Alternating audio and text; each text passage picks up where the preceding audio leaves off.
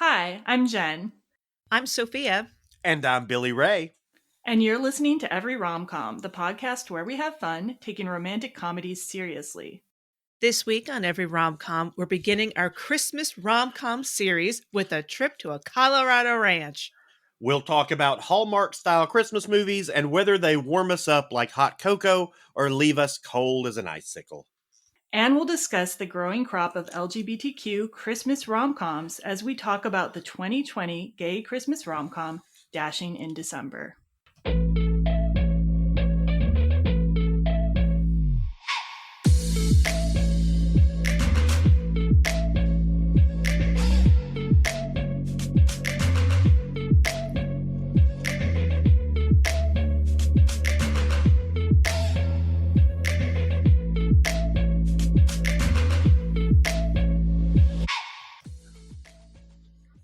Hello, Sophia. Hi, Jen. How are you? Oh, I'm really good today, and it's November when we're recording this. It's early November. It's too early for Christmas movies, and yet I am excited to be talking about Christmas movies today. Same. I'm over it being too early for any of it. Time just flies by. It all goes so quickly. So I'm totally here for all the Christmas festivities now.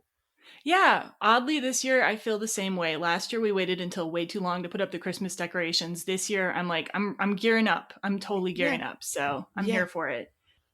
Jen, off topic just a little bit. I have to tell you some good news about people who listen to our podcast. My coworkers were listening to it over the weekend. They had a long drive and then we were checking it out and they were listening to 13 going on 30 and had positive things to say. I'm so excited. And my brother is a faithful listener. And get a load of this. He has so much time on his hands that he turns on the podcast and he sits and listens for 2 hours. And he's not doing anything else. He's not doing dishes or whatever. He just sits and listens. I'm like, that's amazing. So just want you to say we got listeners out there, my bro and my coworkers. Oh, we have more than that, Sophia. We definitely have listeners in many countries. I know, but too. I don't know them. I don't know who's listening, you know? Well, I just want to say then, hello to Nick. Nice to know that you're listening to us, and we got to hang out sometime. All right. Okay, so in terms of holiday movies, though, last year on episode 28, we discussed Single All the Way, which was Netflix's first gay Christmas rom-com. And at that time, Sophia and I were on our own, but I think we did an all right job. Do you think so, Sophia? I like to think so. Yeah. But I'm really glad this year that we're not going to be just two women discussing a gay Christmas rom-com. Instead, we're joined today by Billy Ray Brewton, and I'm super glad to have his input, but I'm also just happy to have him on the show in general because he is a very knowledgeable and accomplished film fan who has so many projects going on. So this is just like a taste of it here. So Billy Ray is the managing director of Seattle's $3 Bill Cinema, the creative director of Make Believe Seattle, the artistic director of Scripts Gone Wild, the co-festival director of Skyline Indie Film Festival in Winchester, Virginia, and the host of the Incinerator podcast. And I know even beyond that, he has some other projects too, which he didn't even include in his bio. He's so awesome. So Billy Ray, we're really glad to have you on the show and welcome. It feels obscene hearing all of them listed out like that. It's like, what am I doing with my life? Apparently, you're doing a lot. Yeah. You know what's not? Can I just interrupt? What's not also listed is his feature film called "Show Yourself" from 2016, which I watched. I don't like scary movies, but I did it, and I had to. I'm such a lightweight for scary. I'm like, eeks, just that music changes a little bit. And I'm like, oh God, to the point, at the end, the climactic end where things get revealed and it's scary. I had to skip across, but then I had to watch it this morning. I had to take a break. So, I mean, I highly recommend it. So, well, thank you very much. I'm glad you are one of the 35 people who saw it. And I'm kidding. But I will say it is so nice. You talking about how last year it was just the two of you. It's so nice that you're giving voice to the underrepresented cis white male population. I appreciate it. I know my people appreciate it. Well, it's funny. This is actually, though, a situation in which, that yours is the most relevant voice, okay? Like, and this podcast Fair. in general, we try to have like women hosting this podcast. It's only been recently we've let more men come on to the podcast, but this, like, when I'm watching a romance between two gay men, it is preferable to have a gay man on the premises. We did try last year, but all my friends were too shy, so yeah. Understandable. They were not podcast souls. But yeah, I'm so glad to have you on here. Like, I first came across your work actually when you were on the Force 5 movie podcast with Jason Kleberg. Okay. Yeah, you guys did the top 5 suburban ennui films.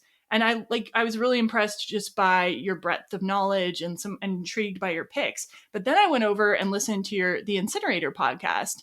And that is just a wild, fun time.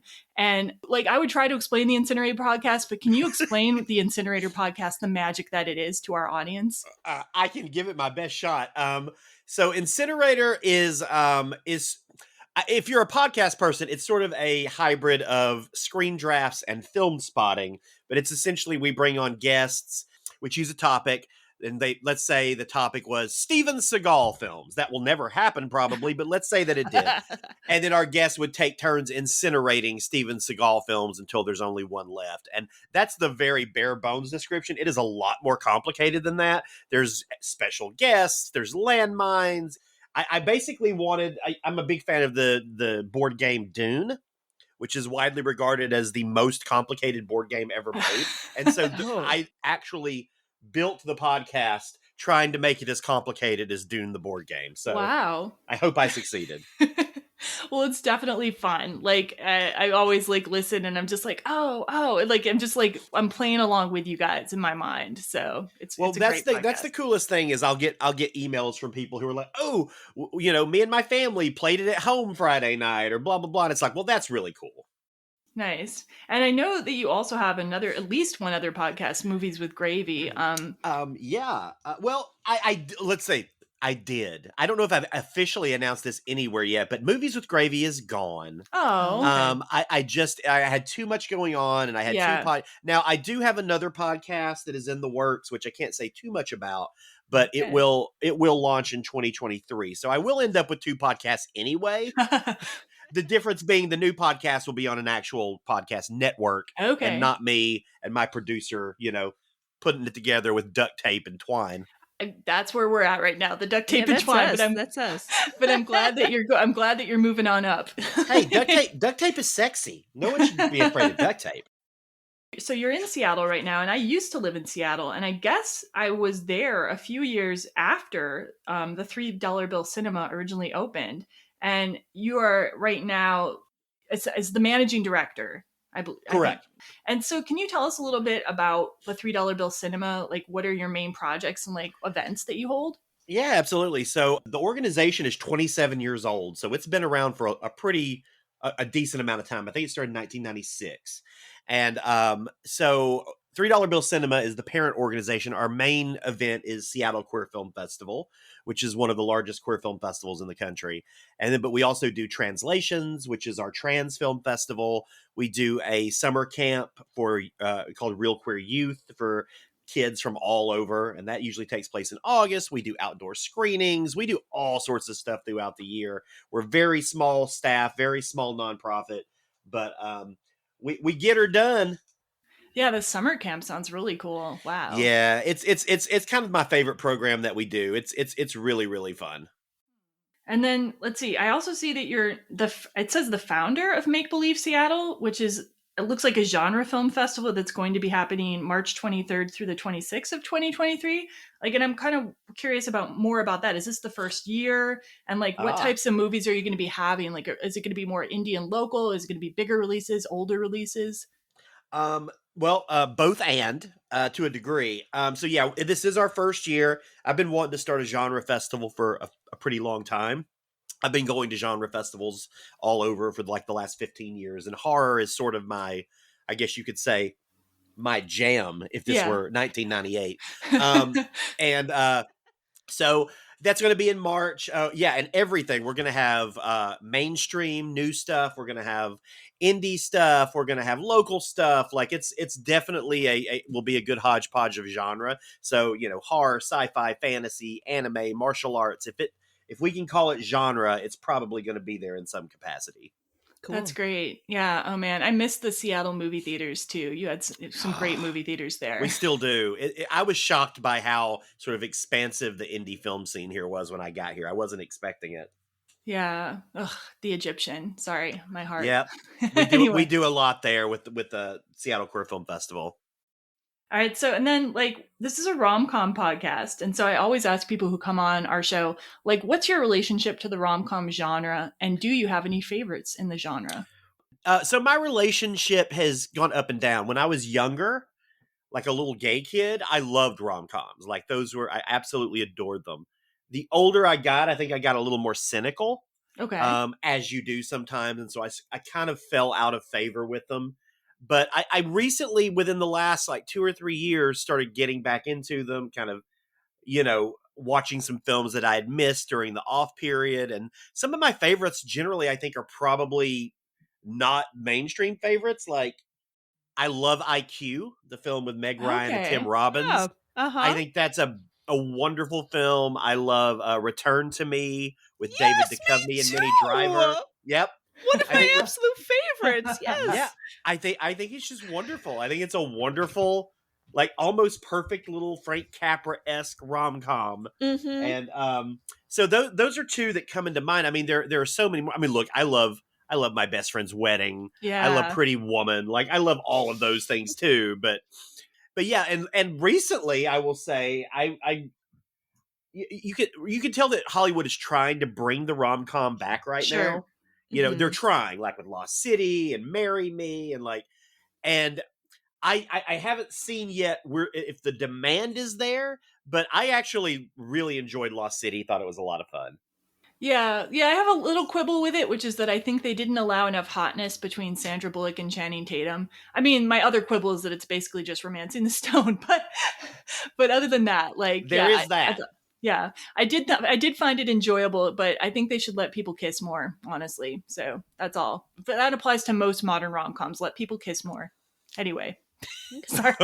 Let people kiss more, damn it. And then really quick, because this is a Christmas episode, do you have any like go-to Christmas movies, or are Christmas movies maybe not your thing? Well, Christmas movies are definitely my thing. Now, that said, Christmas rom-coms I have a more complicated relationship with, because I'm one of those lame assholes who, has always made fun of Christmas rom-coms and considered them like lesser than. But I have started watching them occasionally as I get older. And usually when I watch one, I'm like, that was better than I thought. And so I've slowly found myself coming around to them. And of course, now I feel like we're in a golden age. Like, we just got a Lindsay Lohan Christmas movie, which I am very excited to watch. So I don't know. Maybe I've become a fan and just don't know it. Yeah, I mean, there are mixed degrees of quality, which I'm sure we can talk about a little later in the episode. But yeah, I think I started watching the Lindsay Lohan one, and actually, like, right before recording today, and I'm excited to finish it. So it's essentially a remake of Overboard, which I didn't realize until I finally read something about it. I was like, oh, this is Overboard. Yeah, it sounds like it. Yeah. All right, and then Billy Ray, like, where can people go? Where would you like to send people to see your work or interact? Straight with you? to hell. No, I'm kidding. You can. I would say, it's weird to say go to Twitter right now because Twitter is imploding like a dumpster fire. Yeah. But I mean, that still is basically where you can find me, and you can find my link tree on Twitter, and that can take you to all of my various projects. You can find all of my podcast appearances. Maybe you could even buy a shirt with my face on it. You can't, but one day, who knows? But I would direct people to Twitter until it's burned to the ground, and then I don't know, Google it. Sure. And like, what's your handle on Twitter? I don't know it off the top of my head. It's at Billy Ray Brewton. So I'm all over all the socials at Billy Ray Brewton, and including Mastodon. Oh yeah, so you are on that now. Okay. I am. It was like a 2-day learning curve to figure it out because it is not particularly intuitive. Wow. But neither was Twitter when it first started. So I'm like, okay, maybe we'll grow together. Well, we'll see what happens. By the time this podcast comes out, maybe we'll know more. But I will put links to Billy Ray's Twitter, as well as if I find out the Mastodon, I'll put that too. And also just maybe his IMDb page so you can check out his film. All right, in our show notes. Stream it on Amazon. Go check it out. So before we get started today, just a few notes. First, as usual, there will be a spoiler-free section at the beginning of the episode, and we'll warn you when the spoiler section starts. We'd also like to remind you that you can follow the podcast on social media. Our Facebook page is Every Rom Com podcast and blog. Our Instagram is at Every Rom Com, and our Twitter handle is at Every Rom Com Pod. And as always, you can find the podcast at everyromcom.com. Send us feedback at everyromcom.com. And if you like what you hear, please rate, review, and subscribe to us on Apple Podcasts or wherever you get your podcasts. And now we're going to listen to the trailer for Dashing in December. Hey, Mom. Good to see you, too. What has it been? 2 years? We just FaceTimed 2 months ago. Leave your fancy shoes out here and I'll hose them off. The twinkling of the lights, the Santa carols fill the house. You must be Hank. Heath, I'm sorry. It's okay. Oh, Mom, you literally cannot drink this. Yeah, I brought the terrible wine. Why did you come here to work? Some of us just like being here. Not everyone needs more. Oh, hey. I'll use the one down the hall. I'm almost sorry. It's this one. So please just fall in love with me. He doesn't even like me. You're not really that clueless, are you? There's nothing else that you and me this Christmas. You moving to New York? I thought I was choosing greener pastures when I left Harmony Springs. Sometimes you just have to find a way to farm the pastures you already have. What's been last forever. So kiss me on this cold December night. Love comes at different times in different ways. We can't anticipate it, but if we find it, we better hold on to it. I'm here, I'm yours. Now I'm going to get that song stuck in my head again. Is that Michael Bublé? I don't know, but I've had that song stuck in my head for a couple. I probably should have looked up who the song was that I had stuck in my head. Anyway, I tend to watch the movies for the podcast like 2-3 times minimum. So yeah, it's been 3 now. There's only one song from that film that is stuck in my head, and it is not that one. Which one? Oh, I think we'll sidestep and line dance our way there. Nice, Ooh, nice. okay. Yeah. So, friends, that was the trailer for Dashing in December, a made-for-TV movie premiered on December 13th, 2020 on the Paramount Network. It was written and directed by Jake Helgren, and it's starring Peter Porte, Juan Pablo de Pache, Andy McDowell, and Caroline Harris. Okay, and then we'll take it over to Billy Ray, who's going to tell us the basic premise of the movie. Okay, so sit back, y'all. So we got Wyatt, who is a big, fancy venture capitalist and is making a ton of money and is suddenly going to be whisked back home to Colorado because he's worried about his mother, who's been very sanguine since his father passed, and he's concerned. So he's going to go home for Christmas, his first time home in like 5 years. So it's a big deal. And he gets there, and what has his mother constructed but some elaborate ruse by which to get him involved with her, I guess, stable master, Heath. So most of the movie is about these two very polar opposite gay men realizing that they maybe have more in common than they realize, as the son tries to get the mother, played by Andy McDowell, to sell the farm. And of course, she doesn't want to do that because it's a gorgeous farm. And why would you sell that? My God. And it all builds to a riveting climax where maybe they sell, maybe they don't. I'm not going to spoil it because that's kind of the main crux. So yeah, that's basically what's going on with this movie. And I wasn't able, unfortunately, to get as many interesting facts about it because it's a made-for-TV movie. Like, you don't have a commentary track or something like that usually. But I did find a few things out about the movie. And one important thing is that 2020 in general was, and I hate to say it was a big year for gay Christmas rom-coms, because like a big year is 4 releases, and that is kind of pathetic. Like, yeah. But Decider dubbed it, quote, the gayest Christmas ever. And the other releases in 2020 were The Christmas House, Happiest Season, and The Christmas Setup. And in an interesting coincidence, Caroline Harris, who plays Blake, kind of the best friend role in this movie, also appeared in a supporting role in Happiest Season. So she was in 2 out of 4. Yeah, I was kind of surprised by that. But anyway, 2020 was a big year. And this movie also had personal meaning for its main creators, because writer-director Jake Halgren and stars Peter Porte and Juan Pablo Di Pace are all gay men.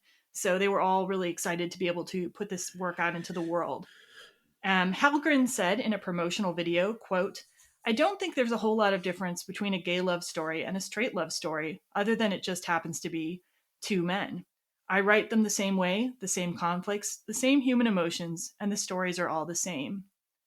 Juan Pablo Di Pace said about the movie, quote, "I'm really glad to be opening the conversation to families, because this is the type of movie that will be watched at home with your mom and your dad and your grandma, and it's a normal thing to watch, and it will be lovely that that's the case." And then finally, Peter Porte said, "This is my 5th holiday movie, and I'm always paired with a beautiful blonde girl who doesn't really love Christmas and is overworked and has to return home, and she meets, a handsome guy. And this time I got to play the beautiful blonde girl."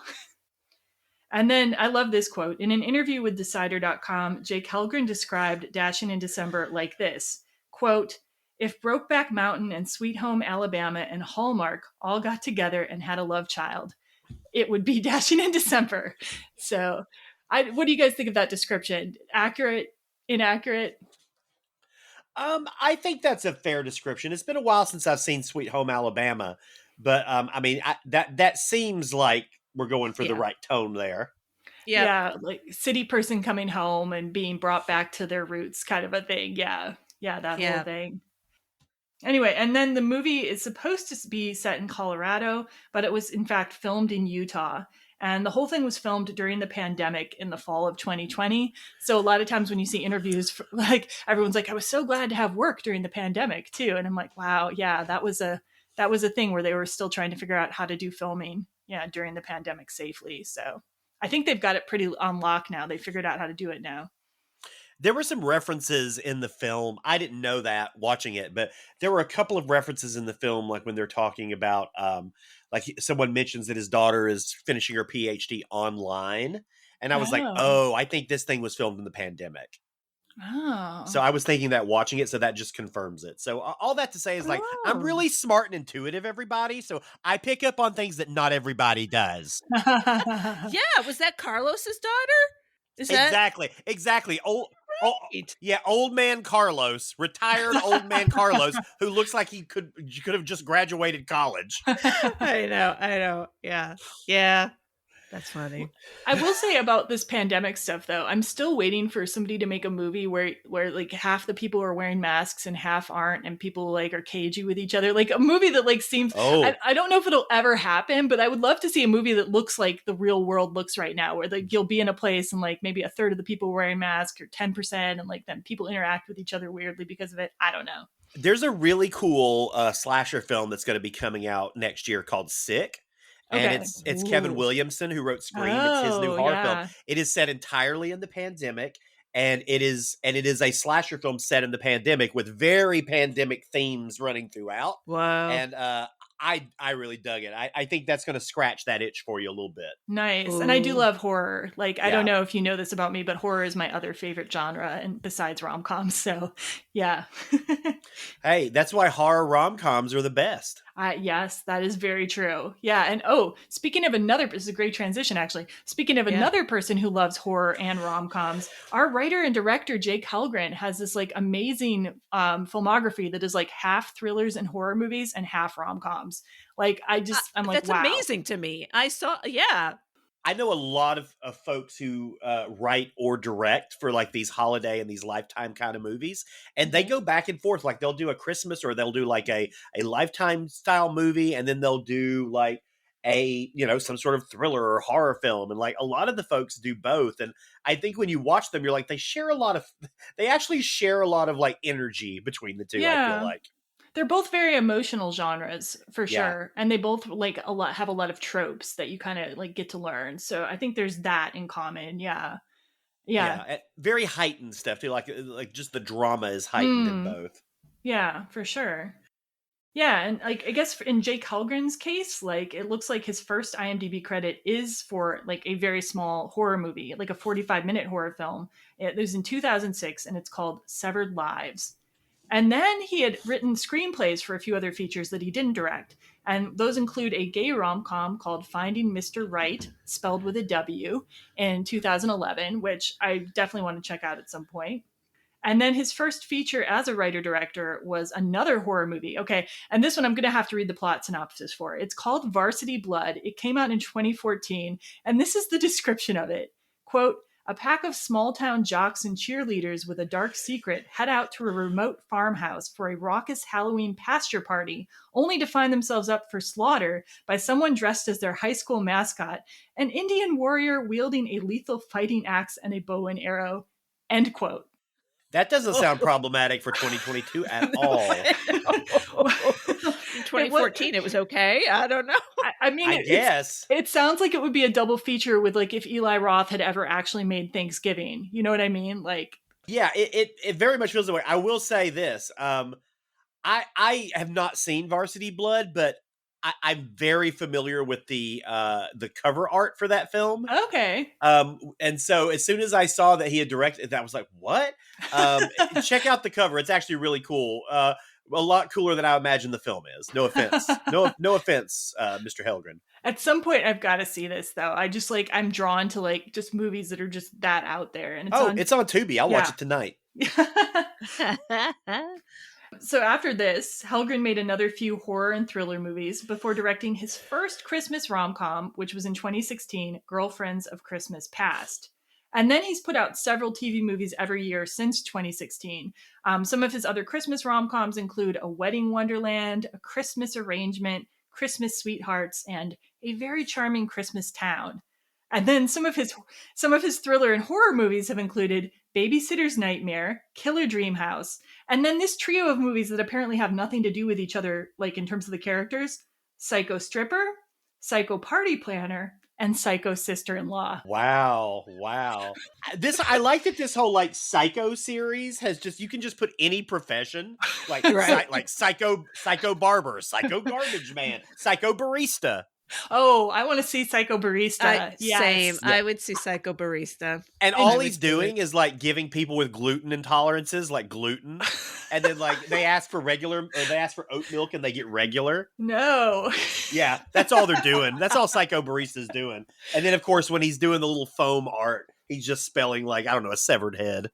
I feel like the Psycho Barista. I feel like the Psycho Barista should actually like be slowly poisoning one customer too. Though. Just one customer. Yeah, who rejected the Psycho Barista's advances. It could be a woman or a man Psycho Barista, and this person rejected their advances, and now they're getting slowly poisoned day by day, and they can't figure out why. Anyway, that's my plot proposal. But I like your idea too. You'll probably get an email in the next week and a half from Lifetime asking you to write this. Yes. They're like, Psycho Barista? Why didn't we think of that? Well, technically you came up with the title, so you know you get half the credit here. So yeah. I'll take it. Yeah. I'll put that money to good use. So we do this all the time. We make up fake movies, but back to Jake Helgren and his actual output. His 2022 output includes Old Flames Never Die and Fatal Fandom, and then he has two more Christmas movies: Cloudy with a Chance of Christmas. And he has another gay Christmas rom-com though, which will premiere on Lifetime on December 16th, A Christmas to Treasure. And the synopsis for that one is: the passing of beloved Ms. Marley reunites 6 estranged friends for one final hometown holiday treasure hunt.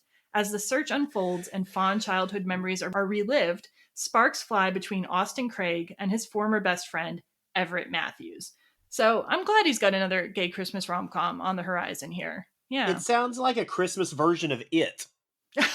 Yeah. My goodness. Yeah, I mean, is there going to be like a clown ripping kids' hands off or arms off? I think, Jake Helgren's, he's ready for the horror rom-com mashup. I think we're ready for that from him. Yeah. One more credit for Helgren. He's also completed another horror feature called Bad Connection. So yeah, I was really fascinated by his output here, and I actually watched a few of his other rom-coms, which I'll talk about a little later. And yeah. Peter Porte, who plays Wyatt, has been acting since childhood. He worked as a model and on stage before breaking into Hollywood. He attended the Tisch School of Arts in NYU and the Royal Academy of Dramatic Art in London. And his first IMDb credit is a TV movie called University Place in 2005. His breakout role is playing Ricky Williams on The Young and the Restless. Yes. From 2011 to 2012. Love it when they start in soaps. He continued to work in TV and in shorts and was a regular on the TV series Baby Daddy, Living with Models, and Swedish Dicks. His first lead role in a Christmas rom-com was A Cinderella Christmas in 2016. He previously worked with Jake Helgren on the TV movie thriller A Good Nanny in 2017. And so here's a list of his TV movie rom-coms, including Love at the Shore and A Gift for Christmas in 2017, Love Once and Always and Christmas Harmony in 2018, Rome in Love and Cherished Memories, A Gift to Remember 2 in 2019, and all leading up to Dashing in December in 2020. And since Dashing in December, he co-starred in the TV movie thriller Dead in the Water, the miniseries of Days of Our Lives Beyond Salem, and he appeared on episode 5 of a Netflix show Uncoupled as one of Neil Patrick Harris's dates. And he has a movie called Dance of the Heart in post-production. Yeah, I thought Peter Porte was really good in this, and it was weird. Like, I felt like I recognized him from more things, but I guess I probably just saw him in Uncoupled, so. Yeah, I don't think I was familiar. I don't think I'm familiar with anything he's done previously. I mean, I would have guessed after first seeing him pop up on screen that he was a soap actor. Okay. So it would have been, I mean, no, I don't say that in a bad way. I don't say that in terms of his acting. But sometimes you can just tell. Okay. You can tell when somebody's like, oh, this guy, I bet he's big on a soap. But yeah, I thought he did a really good job in this. He did a good job in making me hate his guts initially. And then make me be like, okay, well, you seem decent, though I don't know that the film basically showed that turn as eloquently as they could have. But yeah, I thought he was really. I thought he worked for this role. I mean, as someone who had never seen him in anything before, I was like, oh, you're doing pretty good with this. Yeah. Okay, and then we move on to Juan Pablo Di Pace, and Grr. Grr. Is that a grr in a good way? Like grr, he's so yummy. Yeah, he's kind of yummy. Okay, He's yummy. Oh, he's so yummy. I thought it might be a bad grr, and I was worried. I was like, what's wrong with him? I was like, I'll sit by that bale of hay and watch It's a Wonderful Life with you. Nice. Yes. Yeah, he plays Heath, who is the kind of ranch hand / stable master, as you said, in the show. And he has like got a really varied career. He's an actor, a singer, a writer, and a director. He was born in Argentina, and his family then moved to Spain when he was 12. And like Peter Porte, he started off in theater and appeared in productions including Chicago, Grease, where he played Danny Zuko, and Saturday Night Fever, where he played Tony Manero. So he has to have had a lot of dance experience, I would say. Yeah. Dancing with the Stars. Yeah, he was also on Dancing with the Stars. Yeah, which I'm surprised he wasn't the dancer. He was the star. You know what I mean? It feels like he had an unfair advantage. You can tell during those like line dance sequences or when they're dancing together, just the way he moves his hips, you're like, this dude's danced before. Yep. Yep. Di Pace's like early IMDb credits are for music videos and TV guest spots. And his first TV movie was Survival Island in 2005, which apparently also had Billy Zane in it. Ooh. Yeah, and his other early work includes a supporting role in Mamma Mia and a role on the TV show Camp. And then Di Pace worked in Spanish television for a number of years in the late 2000s and early 2010s. And also in 2010, he released his first song, and in 2013 released his first album, Primer Acto. And he's continued to release songs, including he has several new songs in 2021. And I'm going to put a link in the show notes to one of his music videos for a song called Te Senti. So you can check that out if you're interested. And then in 2014, Di Pace became a series regular on a reboot of the TV show Dallas. And then a lot of people know him. I haven't watched this yet, but from 2016 to 2020, he appeared in the TV show Fuller House. In addition to that, like in 2020, Di Pace produced, wrote, directed, and starred in a TV show called Minutia. And then since Dashing in December, he has also appeared in an actual Hallmark movie, Raise a Glass to Love. Now, he's currently in post-production on a drama, The Matachin Family, where he gets to play another gay male role. And it involves something about like a foster daughter that he and his partner have to like let go of. So it's kind of like a drama. And he's also currently filming a romantic drama that he wrote, directed, and is starring in called For Another Time. I couldn't find a lot of other information about that. So yeah, I don't know what kind of romantic drama it will be. So then I also watched his 2019 TED Talk. So he gave a TED Talk in 2019, and he spoke about being bullied for being gay when he was younger. And this was also kind of his public coming out. Like he had been out in his personal life for 20 years, but this was when he like was kind of announcing it to the world. And DePace said he had avoided coming out in his work life out of fear of being typecast. But then he felt a responsibility to come out to help advance equal rights. And he also said, quote, in the work life, public life, it just felt like I was still omitting a piece of information because there was some kind of shame or fear there. And so I saw this as an opportunity to also heal myself, end quote. So yeah, it's a pretty interesting TED Talk also. So there's a lot of stuff you can check out. And he also plays Jesus. I think he's played Jesus in 2 different Bible shows or whatever. And I thought that was really great too. I watched a clip of that and like him talking about that role and as a gay man and how like it had some catharsis for him. It was quite beautiful. Yeah, he describes, like, I know what you're talking about. He describes this moment where he was, like, being filmed on the cross and, like, he was, like, kind of having an internal conversation, like, you could strike me down if you want, God. Like, do you want me playing this role? And then, like, instead he felt, like, filled with this, like, warm feeling of love and acceptance or something. Yeah. And it felt to him, like, maybe a spiritual moment. And so I thought that was really, like, cool and interesting. Yep. So what you're saying is that he and I need to get married and and have at least 50% of the babies would be beautiful. And that's what needs to happen. So if you're listening out there, Juan Pablo, just reach out to me on any platform you can and we'll make this marriage happen. Awesome. My husband does weddings. I don't know what his relationship status is, but I wish you well. Yeah. Yep. Even if you're dating somebody, like, you know, like, you know, that's okay. Like how many Lifetime plots, you know, revolve around a guy leaving another, you know, come on, let's make it happen, Juan. All right. I support it. I support it. I'm there for it. Can I be the flower girl? Absolutely. Okay. So then like, there's just a couple other people in the movie. Of course there's Andie MacDowell. And for more information on her, be sure to check out episode 44 of Every Rom Com, where we discuss Groundhog Day. And it also stars Caroline Harris as Blake, the kind of best friend character. So, having all this like information stuff out of the way, what did you guys actually think of this film? Well, I'll just dive right in and say, as I've said, not the biggest fan of Christmas rom-coms. And so I went in with certain expectations. And I definitely think this was an example of me being pleasantly surprised by something. I was not expecting the production quality to be as high as it was. Mm-hmm. I'm used to, you know, whenever I've ever seen these like rom-coms, they're usually feel like they feel like they're held together by like literally by like duct tape and twine. Yeah. And like, you know, you can tell that, you know, scenes were probably shot super quick and they don't give the actors enough time to like really dive into anything.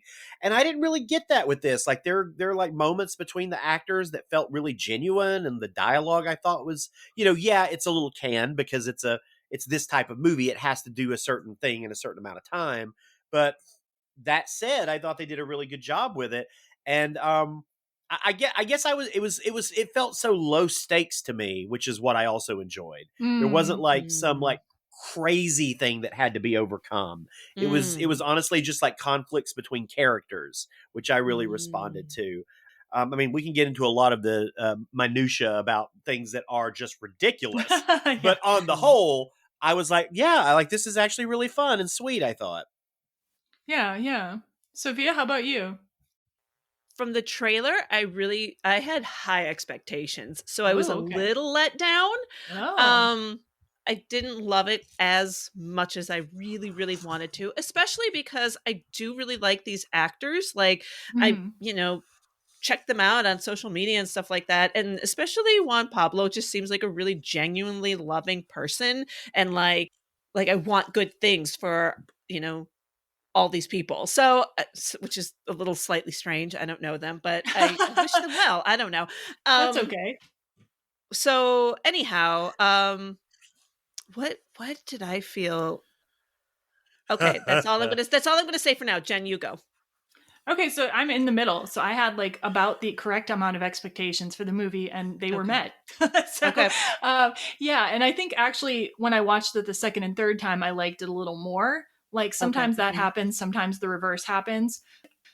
So I agree with you, Billy Ray, that I think Jake Helgren does a good job with his budget. Like some of these movies, you notice that there aren't enough extras, or you notice that the set is ridiculous.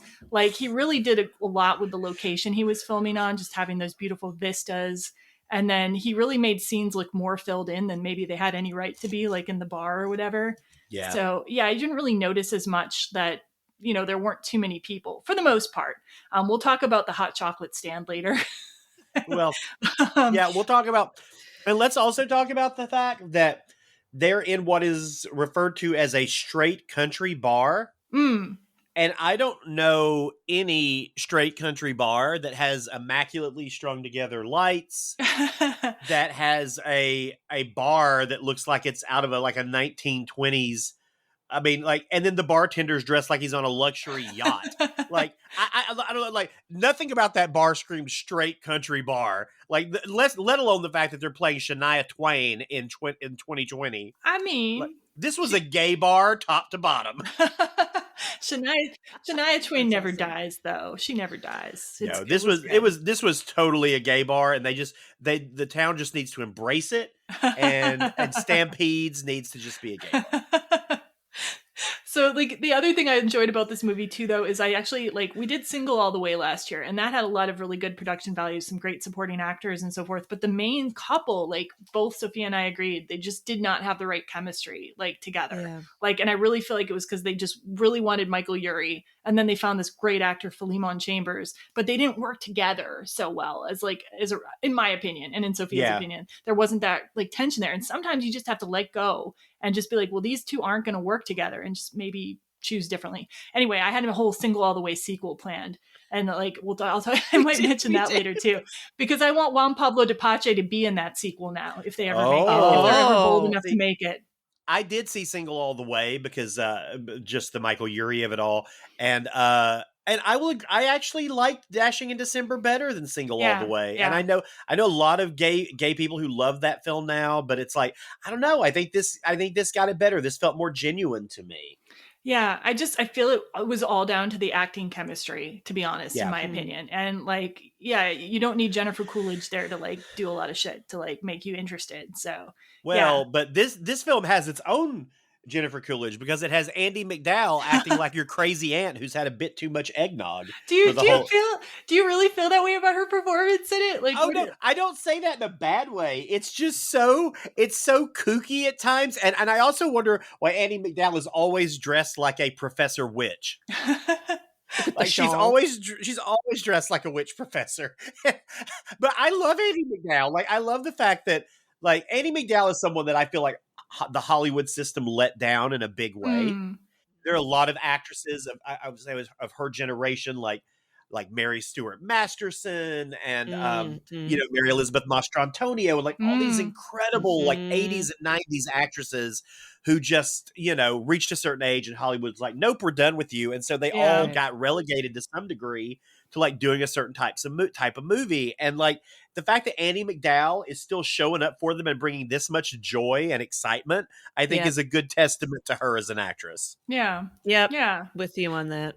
See, I didn't find her kooky, but maybe it's because I am becoming kooky, and then soon I will be dressed like a Professor Witch as well, because it's really cat lady cannot spot another cat lady. Yeah, I mean, I only have one cat, and I am married, but I could still go that way. We'll see. We'll see what happens. But overall, despite your expectations, Sophia, did you like the movie? more or less, or would you say you disliked it? Would it be something you would I would say I rewatch? liked it. I liked it. And in order to watch it, I had to buy it for $2.99 on Amazon. So it's mine.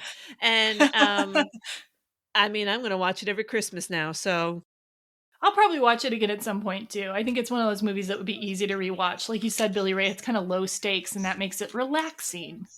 Very true. Very true. I like a good low stakes movie. Yeah, so this movie, Dashing in December, sort of roughly fits into the genre of what I will call Hallmark-style Christmas movies, even though it is not an official Hallmark movie. And Christmas romantic comedies have been sort of sporadically available throughout Hollywood history. I mean, there's older ones like Christmas in Connecticut and so forth as well. oh right. But having more of them is something that maybe started around the time Love Actually came out in 2003 and became such a big success.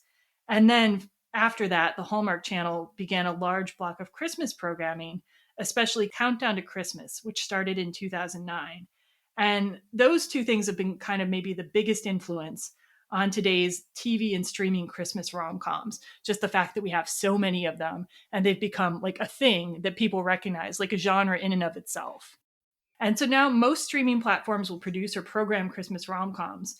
But the Hallmark movies kind of had the biggest influence on the types of stories, the themes, and the tropes that we find in many of them.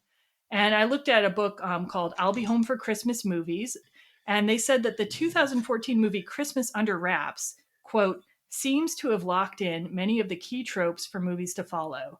It's about an ambitious big city woman who finds herself stuck in a small town where she falls in love with a blue-collar hunk, learns about what's really important in life, and perhaps most significantly, regains her love of Christmas. End quote. Yep. And I'm interested to hear from you guys. What do you think is the appeal in these tropey Hallmark-style Christmas romance movies? And like, does that appeal kind of work for you or does it not? I think a lot of it is just being aspirational more than anything. I think they're good. These kinds of films are good pieces of escapism because it's sort of like these are the equivalent of like reading Harlequin romance novels back, decades ago. This is kind of the cinematic equivalent of that. And I think it's very much the same kind of appeal. And, back with the Harlequin romance novels, those really got started because of, very bored, repressed housewives who were, basically supposed to just stay in their place and do what they were supposed to do. And this was, those romance novels were sort of their form of escapism. And I think, even though obviously, women's rights have evolved a lot since then, I think there is still something, I don't know, I think there's just something really appealing about the escapist nature of it. I mean, that is why they don't generally appeal to me, because that's not the kind of escapism that I look for. Mm-hmm. But that said, as I get older, I find my taste changing every day in ways that I would have never expected even 2 years ago. So in 10 years, this could be my favorite type of film for all I know. Right.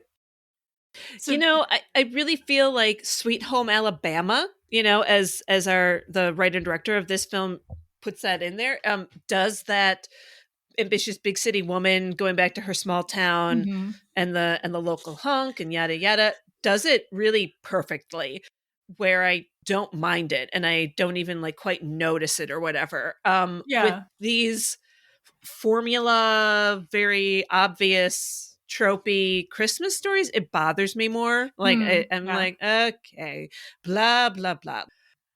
So it's interesting because Peter Porte, who like was in this movie, he said in an interview, he said, "We love the formula of holiday movies. I think that's what we wait for every year, is that comfort of knowing what to expect at the end, the beautiful happy ending." So like this actor in the movie, like who's been in a lot of these, I mean, he could just be saying this for promotion, but I think he genuinely meant it. He thinks the comfort factor is a big factor in why we love these, not just the aspirational factor, but just like, I don't have to be stressed. I know everything's going to work out. I know what to expect, but that's not really working for you. It seems like you want something that's like, or that maybe has those beats, but like has something extra that makes you forget that they're there. Maybe, I don't know. Yes, that's exactly it. Because listen, I mean, I don't want to get like so stressed out. I do like the happy ending. I do like the comfort, but just go up a notch. I was going to say, like, part of it too is interesting to me is I think a lot of these films, at least the ones of the last few years when we've really seen this sort of resurgence of these types of films, I think one of the things that we have to think about is our relationship with Christmas Hmm. and the way and the way these films play on that. Because like when I would like a good example being like I certainly don't look at Christmas the same way that I did 10 years ago, 20 years ago. Like, you know, the more commercialized it's gotten, the Mm. more sort of not soulless, but the way it's become really just an enterprise more than anything. Yeah. I think these films are sort of a, you know, when I use the word aspirational, it's like, I think a lot of people would like their Christmases to feel like this, to feel Mm. magical, to feel larger than life. Because in these movies, like you would think that Christmas is the most important thing in these people's lives for Yes, the most part. yes. And in real life, that's rarely the case. Like Yeah. Christmas is something that we do out of tradition. Like some people celebrate, some people are not as fortunate to be able to celebrate. And so I think these films are a nice sort of like proxy for like, oh, okay, well, maybe my Christmas isn't going to be the best, but like I can live vicariously through Hmm. these two gay cowboys, you know, trotting along the Utah/Colorado plains. Yeah. Yeah. Yeah. So I also think it's interesting though that these movies, in addition to being kind of formulaic and tropey, they're very conservative in like Oh, in terms of Uh-huh. like in terms of like not only like the most of them have been, you know, heteronormative in the past and most of them have expected marriage in the past, but also just the whole idea of like the big city is a bad place and you need to come back to like your yeah. rural Yeah. roots and that's where like the real people are who really care. Like it's such a conservative genre and that makes such an interesting contrast than when you have like a gay couple in the movie like who like I think sometimes people have negatively associated gay people with like they live in the big city, they're elitists or something, Right. when really they're just trying to go to a place where they can, you know, not be discriminated against maybe, you know. It's Right. like anyway, I don't mean to like go off on this, but like it is a very conservative genre and I think that's the Yeah. reason I've kind of resisted it in the past because Mm. you know, I'm not living in a huge city right now, but I have lived in huge cities and I have not found people in small towns to be any more morally worthy. You Yeah. know. Yeah. Right. Yeah. Yeah, I think what we've seen over the last several years, like you know, for a while, the only way you were seeing films like this were Lifetime and Hallmark. Mhm. Right. Like those were your two options essentially, and they gave you plenty to choose from every year. But you got, and those were always very conservative. They were always very tailored to a very certain demographic. But then once you started seeing these things pop up on like Netflix and Paramount, like and all these other And all these other, BET also. yeah, Although I yeah, think BETs might have some that are a little conservative too, but yeah. yeah, others that But are not. but once they started showing up all over the place and you started seeing them taking these risks, like I actually give these films a lot of credit, like the ones that feature queer characters, because that is a straight through line into a demographic, like a Hmm. conservative demographic that we don't have a lot of access to. And that, you know, you how do you get through to a conservative person? Like, well, you know, it may seem silly, but like, yeah, putting some gay characters in their content sort of insidiously Yeah, is yeah. is kind of a good way to do that.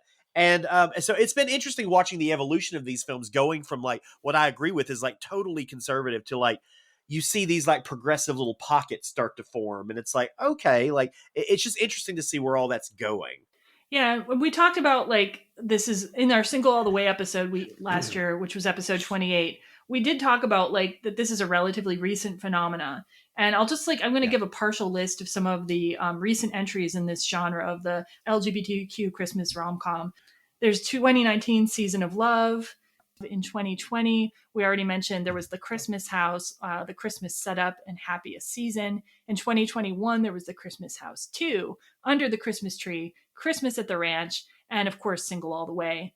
And then, like, another one that doesn't get talked about a lot is sort of not this Hallmark style, but there was an indie gay Christmas rom com called Shared Rooms in 2016. And it wasn't as tropey. I wouldn't per se recommend it because I think it had suffered from some of the clunky things that low budget films suffer from. But if you want kind of like a less conservative take, you know, on the gay Christmas rom com, you've got that Shared Rooms going. And Yeah. then like I was thinking that this trend was going to continue to grow kind of unabated and like we'd get maybe this year 8 gay Christmas rom-coms. But I like suffered through one of those Entertainment Weekly fucking slideshows where they make you click through all the fucking pictures. And I looked through all the fucking like descriptions of these movies. Sorry, I'm swearing because I'm really irritated by slideshow style articles in general. I Yeah. looked through 155 Christmas rom-com synopses and I was only able to find 2 that definitely had LGBTQ storylines. both involved gay men. And one of those is Jake Helgren's new movie, A Christmas to Treasure. And the other one is actually Hallmark has now its first main character gay couple, The Holiday Sitter. So they previously did The Christmas House and The Christmas House 2, but that gay couple was kind of the secondary couple in that movie. So yeah, so there are like more being produced, but it's like out of 155, there's 2. I'm like, come on. Yeah, and you've also got to take into consideration who the audiences are for these films, and a huge chunk of the audiences are queer people. Yeah. Like, yeah. I mean, they just are. And so when you're only giving people such a limited, like they could be doing a lot better by offering more content to a huge chunk of their audience. And I mean, it doesn't mean that none of these had like supporting characters who are gay and lesbian, trans, etc. I don't know. Although I probably would have heard about it if they were trans, because I think that would be another like sort of like barrier breaking thing. But well, that's the next one, right? Like that's the next hurdle to cross is, are we going to get a Christmas rom-com with like a trans lead or trans co-leads? And like, I think that's the next one we have to actually make happen. I think that would probably be Netflix. I think that I would bet on it being Netflix or Hulu, maybe. Hulu. Yeah. Yeah, I would say that that's fair. I don't think we're going to see Hallmark Channel be the first out of the door with that. Yeah. But who knows now that they have that, they've got that new deal with Peacock. We'll see what happens. Oh, okay. I didn't know about that. Okay. Yeah. Yeah, they've got a new, like their films. I believe I read like the Hallmark films are going to start being available on Peacock and like VOD or something. It's some weird convoluted thing that it's the first time that Hallmark's going to open up their slate that way. And a lot of them a lot of Hallmark you can also get at the library too. I'll just let people know, like, because I work at a library. So if you want them on DVD, a lot of them are there. So check that out. I got The Christmas House that way. All right, so this is like the longest we've ever taken to get into the actual movie, but let's get into the actual movie now. So yeah, the opening of this movie like hits you over the head with, you are in New York City. You are there. We're going to show you the bridge. We're going to show you Rockefeller Center, the ice skating rink. Then we go into like Wyatt's workplace where they're having a party. And for like a nanosecond, you see his nameplate, Wyatt Burwell, VP, Financial Planning. And we get this like little kind of like interaction with Wyatt's boss and his wife and some exposition. We find out he's been at this firm for 5 years and he just broke up with someone named Lindsay. It's weird. It's like I don't know why they're trying to like not show us right away that Wyatt is gay. They're trying to trick you. They're definitely trying to trick you. They want you to think Lindsay is a woman. And I don't know why they chose that either. I don't know. This is my problem. I feel like I don't understand that trickery. There's some other parts with the story that I'm just like, I don't know why you went in that direction. And this is the beginning of it. So, and so much exposition. And I kind of was like, please cut it. Please. Oh, this isn't even the worst season for that. Yeah. It's not even the worst. It just keeps going is what I'm trying. This is where it fell for me. I'm sorry. The only reason this couple, his bosses exist in the beginning is to deliver exposition and to say, hey, we're diverse. Oh yeah, because it's a black boss. We have a black couple, then they're in power, so we're diverse now. Yeah, and it's like okay, it's such a formula. You can see someone literally sitting behind a desk checking off the boxes of what they need to cover in this film. And later, there's an Asian real estate agent as well, which I mean, to be fair, like I'm glad that there's diverse casting. Like sure, but when you make these movies in these small towns, it's always so funny to me because it's like the small town probably wouldn't actually be this diverse. Look, there is something so comforting about tropes. Yeah. But at the same time, like if all you are is a string out of tropes, that gets really boring really quick. And so I do think this film falls victim to that somewhat. Yeah. But I think its saving grace is just the performances. They're so charismatic and engaging. And I'm like, And I would say an above average script for a film like this. And I do like the little touch at the end of this scene. You kind of see Wyatt like giving the bartender the eye and the bartender's giving him the eye. So that's like a little different thing that's thrown in there. But you do get right away, you get the idea that Wyatt is this like workaholic businessman protagonist. Like he's the blonde girl. So he's like as he's reluctant to go home. He's going home. He's got to check on his mom. I did feel that he does care for his mom, but he goes about it in kind of a, dicky way. So okay. I Yeah. identify with, we later find out that a lot of this has to do with his dad's death. And I'm, as somebody whose mom died, the holidays became really hard. So, and you go in denial a little bit. So I do want to identify with him on that level. I'll just say that. Back at the ranch. So we do get a beautiful, aerial shot of this, what's supposed to be Colorado, and it's lovely. But here's a place where it's very much an exposition dump. We find out Wyatt has been home for 4 or 5 years. He rarely sees his mom. Wyatt used to date Blake in high school. Heath has been there for 3 years. Heath doesn't know that Wyatt's gay or that Dasher is Wyatt's horse. All of that troubled me. Heath runs the Christmas carriage ride. Yeah, and like the problem with that exposition is that, like, how have these people who've lived at this ranch together or known each other for so long, for at least 3 years, how has none of this been discussed before? Like, they're like, yes, Dasher's wife. That's where it becomes clunky. That's where it becomes, what are these people been fucking talking about? Well, like, Andy McDowell towards the end of the film tells Heath that he's like a son to her. So you didn't mention that your actual son is gay? Anything about your actual son to your non-actual son? Right. Yeah. Well, I know that her response is like, it doesn't define who he is, but my God, you're talking about your son, Blake, and he dated, and then you could be like, yeah, we broke up because he came out, and this, like, it's not that difficult to just, in passing conversation with people that you care about and consider close friends like family. That seems so stupid, and it was really hard for me to embrace but that. I will say this film is kind of a masterclass in how to, like, just dump everything you need to know in like 15 seconds. Like, everything you mentioned earlier is dropped in the span of like 2 sentences. And I was like, damn, like, someone worked that. I guess. Yeah, and so we've got some tropes in this scene as well. We find out that we have this Christmas-based business. Actually, I can't figure out how this ranch makes money other than this, like, Christmas carriage ride. Do they have any other sources of income? Like what's they going on never here? express that. You see them doing work, but, like, what are they working towards? Yeah, like, is it just like, I was like, did they sell Christmas trees? Like, did they, like? I have no idea either, and we won't even get to the convoluted nature of whatever the fuck happens at the end. But I still don't understand what happened there. No, it's we're not meant to know. We're not meant to know how they make their money. It could be crystal meth for all we know. Ever since Dad died, the meth business just hasn't been the same. That white powder out there, but it's not crystal meth. It's Christmas meth. Oh my God, that's the title. Christmas meth. That's the Breaking Bad Christmas special right there. Okay. That's right. They're just there feeding cocaine to reindeers, and, like, it's crazy. Here's what is also problematic with me about this script is that they repeat several times how many years they haven't seen Wyatt. 2 years, God. 3 years, several times. You really only need to do it once or twice. Once, that's it.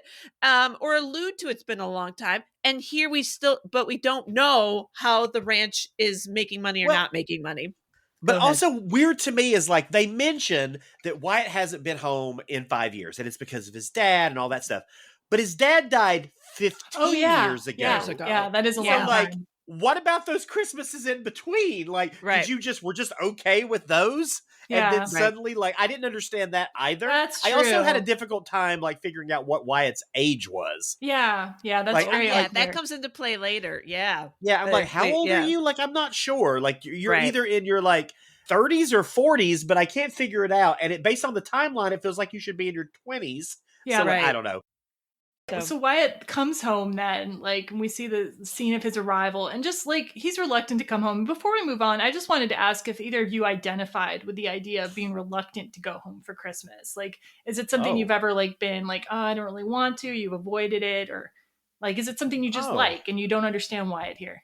Yeah, I mean, I've gone through periods for sure where I didn't feel like going home for Christmas because, like, and it's twofold. Like, I think you get to a point where when you go home, you have to like it's a bit of a production, right? Like you have to get yourself, or at least I do, you have to get yourself in a certain mindset. You're kind of stepping back in time a little bit, which takes a whole different level of preparation. And especially like on the holidays, as you get older and people die, and it just starts feeling very different. I will say one thing that has never happened to me is when I've come home having been gone for any period of time, and the first thing my mother does is ask me, well, how are things going in the place where you live now? Like that has never once happened. Like, not like, it might happen eventually, but not the first thing that she says to me after 5 years. Yeah. Like, Right. talking about moving the plot along. Yeah. Okay, that's another thing, right? Oh, how is it in Manhattan? First of all, nobody calls it that. They're like, how's New York City or whatever? Yeah, why would she do that? We already know that's where he came from. We don't need that information anymore. How about yourself? Like, when you like, are you always happy to go home? Do you ever feel like the whole production sense? I feel the production sense with my in-laws, I'll say, because my in-laws are fundamentalist Christian. There's a ton that they don't know about my life because of that. And so I have to be good Jen, and I have to like not swear the entire time, and I basically have to pretend like I'm a nanny again. You know what I mean? Oh, I love them. I get along well with them, but like I have to pretend that I have to be a different person. So it is a different level of behavior. It's an emotional investment. It's an emotional investment. And you know, especially like as my parents get older, like there's just a different hue to going home than it was, you know, 10 years ago, 20 years ago. It doesn't mean I don't like going home or don't want to go home. It takes a lot more preparation, a lot more consideration. Yeah. Yeah, when we lived in Brooklyn, we came home every year for Christmas. And that was like a good and fine. But in all the years that I lived in Brooklyn, I never went to a Christmas service at my church that I like helped found and stuff like that. So I never got that. I think a couple years ago we finally were able to go to a Christmas service at our church in the neighborhood. And I think that's like the first time like ever as a grown adult with my own family going to what I consider my home church and having like our little family tradition on Christmas, like Christmas Eve, Christmas Day kind of stuff, where usually if we had to do it, we do it early and we try to cultivate our own traditions or whatever. My husband's family does it up. It's been and same thing every year, and very special, magical time. I have felt the pressure of that sometimes, where I'm like, okay, it's same thing every year. Is it okay? It's tradition. We do it. Okay, fine. But now we do it at my house because my husband's family's home has been sold, and because of a death, and things have changed a bit. And my family's chill. No real traditions. We eat, we open presents in 5 minutes, and it's like, now what? So anyway, it's a good time. It's a good time, but yeah. That sounds amazing. Yeah. That sounds like a lovely Christmas. They are lovely Christmases. They are. I what do I kvetch about? I have no idea. I think this is maybe the first year that I've wanted to like be able to do the thing, go home for Christmas again, because my family, kind of the matriarch of my mom's side of the family passed away a few years ago. And we used to spend Christmases up where she lived, and those would be quite lovely and everybody would be attracted there. And I get to see people my family lives all across the country. So I would get to see everybody in one place. And now that she has passed away, that doesn't really happen. So I think I am starting to miss that. And my dad's side of the family, there's like nobody to really visit like en masse there anymore. So yeah, I don't have the option anymore. Basically, I can go to my in-laws, or we can have Christmas here with me and my husband and the cat. So those are and I can visit like an aunt or an uncle, you know, but like there's no big gathering anymore. And I guess this movie isn't really a big gathering either. This is a small gathering, and that's okay too. So I'll look at it. Well, it seems like nobody has any family around. I wonder about Blake's family. I know her husband, you know. Oh yeah, her dad and everything. Yeah. Where are people? He's a doctor. Well, this is their chosen family. Yeah. Chosen family. Yeah. Wait, her dad's a doctor in town. Yeah. So how come we never see him show up? And because that would be convenient, because she needs to be able to say that she doesn't have any Christmas plans, even though she clearly would. Maybe her family went on a vacation somewhere. We'll just pretend. Like his dad's a doctor. He's stressed out. They went to Fiji. I don't know. Yep, they went to a tropical island. So we come to this first dinner where everyone kind of meets, and we find out that Blake's husband is away with Doctors Without Borders. And we have this Pride and Prejudice-y kind of vibe between Wyatt, he's the Darcy, and Heath being Elizabeth, because Wyatt unknowingly insults the wine that Heath brings. He's like, "Oh, this is crap, Mom. You can't drink it." He's like, "I brought it." Yeah, it's like, like right away, like I'm like, Porte, like his Darcy vibe is great. You know what I mean? Like he could Yeah. play Darcy in a movie. And yes. It's very like snobbish and all business and whatever. I think he gets Heath's name wrong. He calls him Hank. And it's just like absent, like, I don't have time to know your real name. But it seems like he does it intentionally. Do you think so? Oh yeah, I felt like he was doing it intentionally. Like because I don't know, it just felt very like, I don't know. It just felt very like, oh, I'm just trying. The whole first, when Wyatt first arrives, they go out of their way to make him seem like such an irredeemable dickhead. Yeah. And like, so everything he was doing, I was like, oh, you're doing this intentionally, you piece of shit.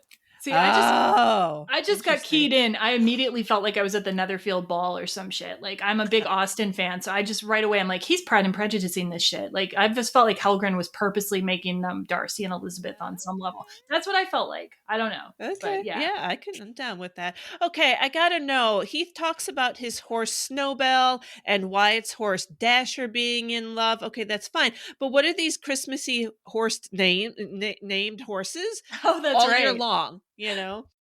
That's a good point. I noticed that. So they talk about the horses being in love.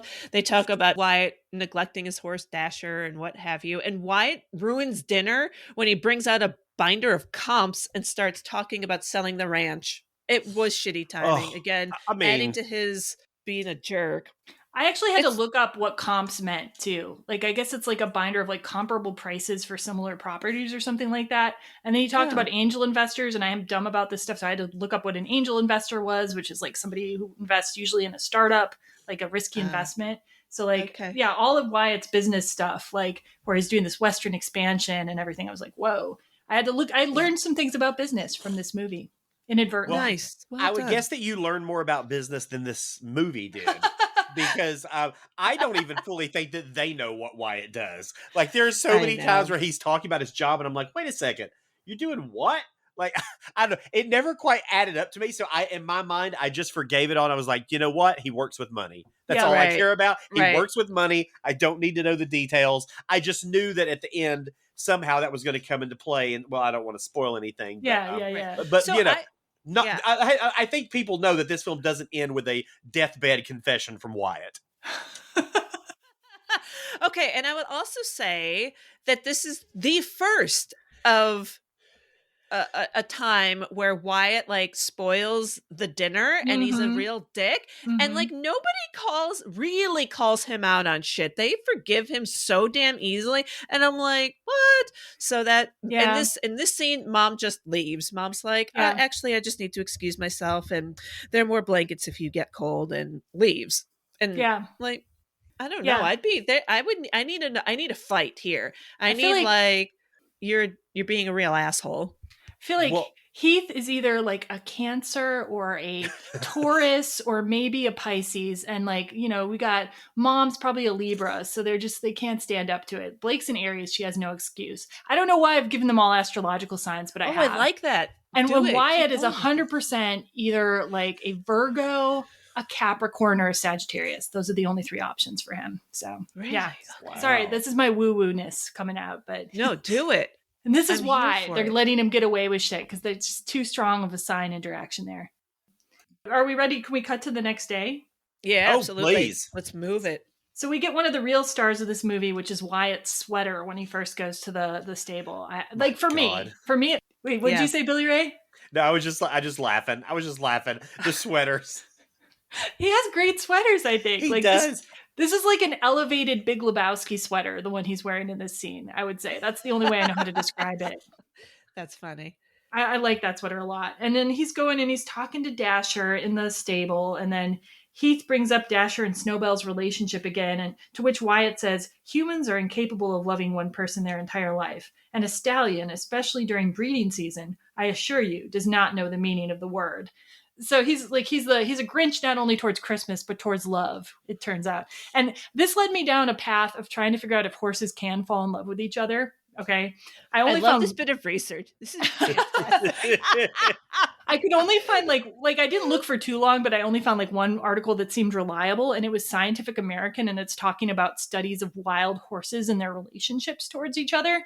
And they found out that like horses definitely can have preferences for other horses, and they don't necessarily mate for life, nor are they necessarily monogamous, but there are horses that will like stick together and mate consistently, even if they're not part of the same band. So there's just one story about this female horse named Hightail, and she was continually seeking out the same stallion, even after her band kind of pushed him out. Okay. Like this other stallion took over her band or whatever. And then that stallion was trying to keep Hightail from going to meet the other stallion by like being aggressive towards her. But finally she escaped. And then she spent like the rest of like this other stallion's life with him until he died. So it's like, this is the Christmas rom-com I want to see. Yeah. Between the horses. Yeah, that's like the plot of Sleeping with the Enemy, like but with horses. Like, damn, shit got real. It did. Oh, that's awesome! I'm there for it. Wow. Yeah, I did. I'm not a horse girl. Like, I never grew up liking horses, but this made me like horses more. It made me more interested in them. Pretty rad. Yeah. Well, I know, once one horse has broken your heart, you got to get back in the saddle. Yeah, that's where we are right now. It's obvious in this scene. I mean, through the whole thing, Heath is the Christmas loving character in this film, and he often speaks Christmas. Santa's getting us a new sleigh, and looks like Christmas. And I just found your perfect Christmas card greeting.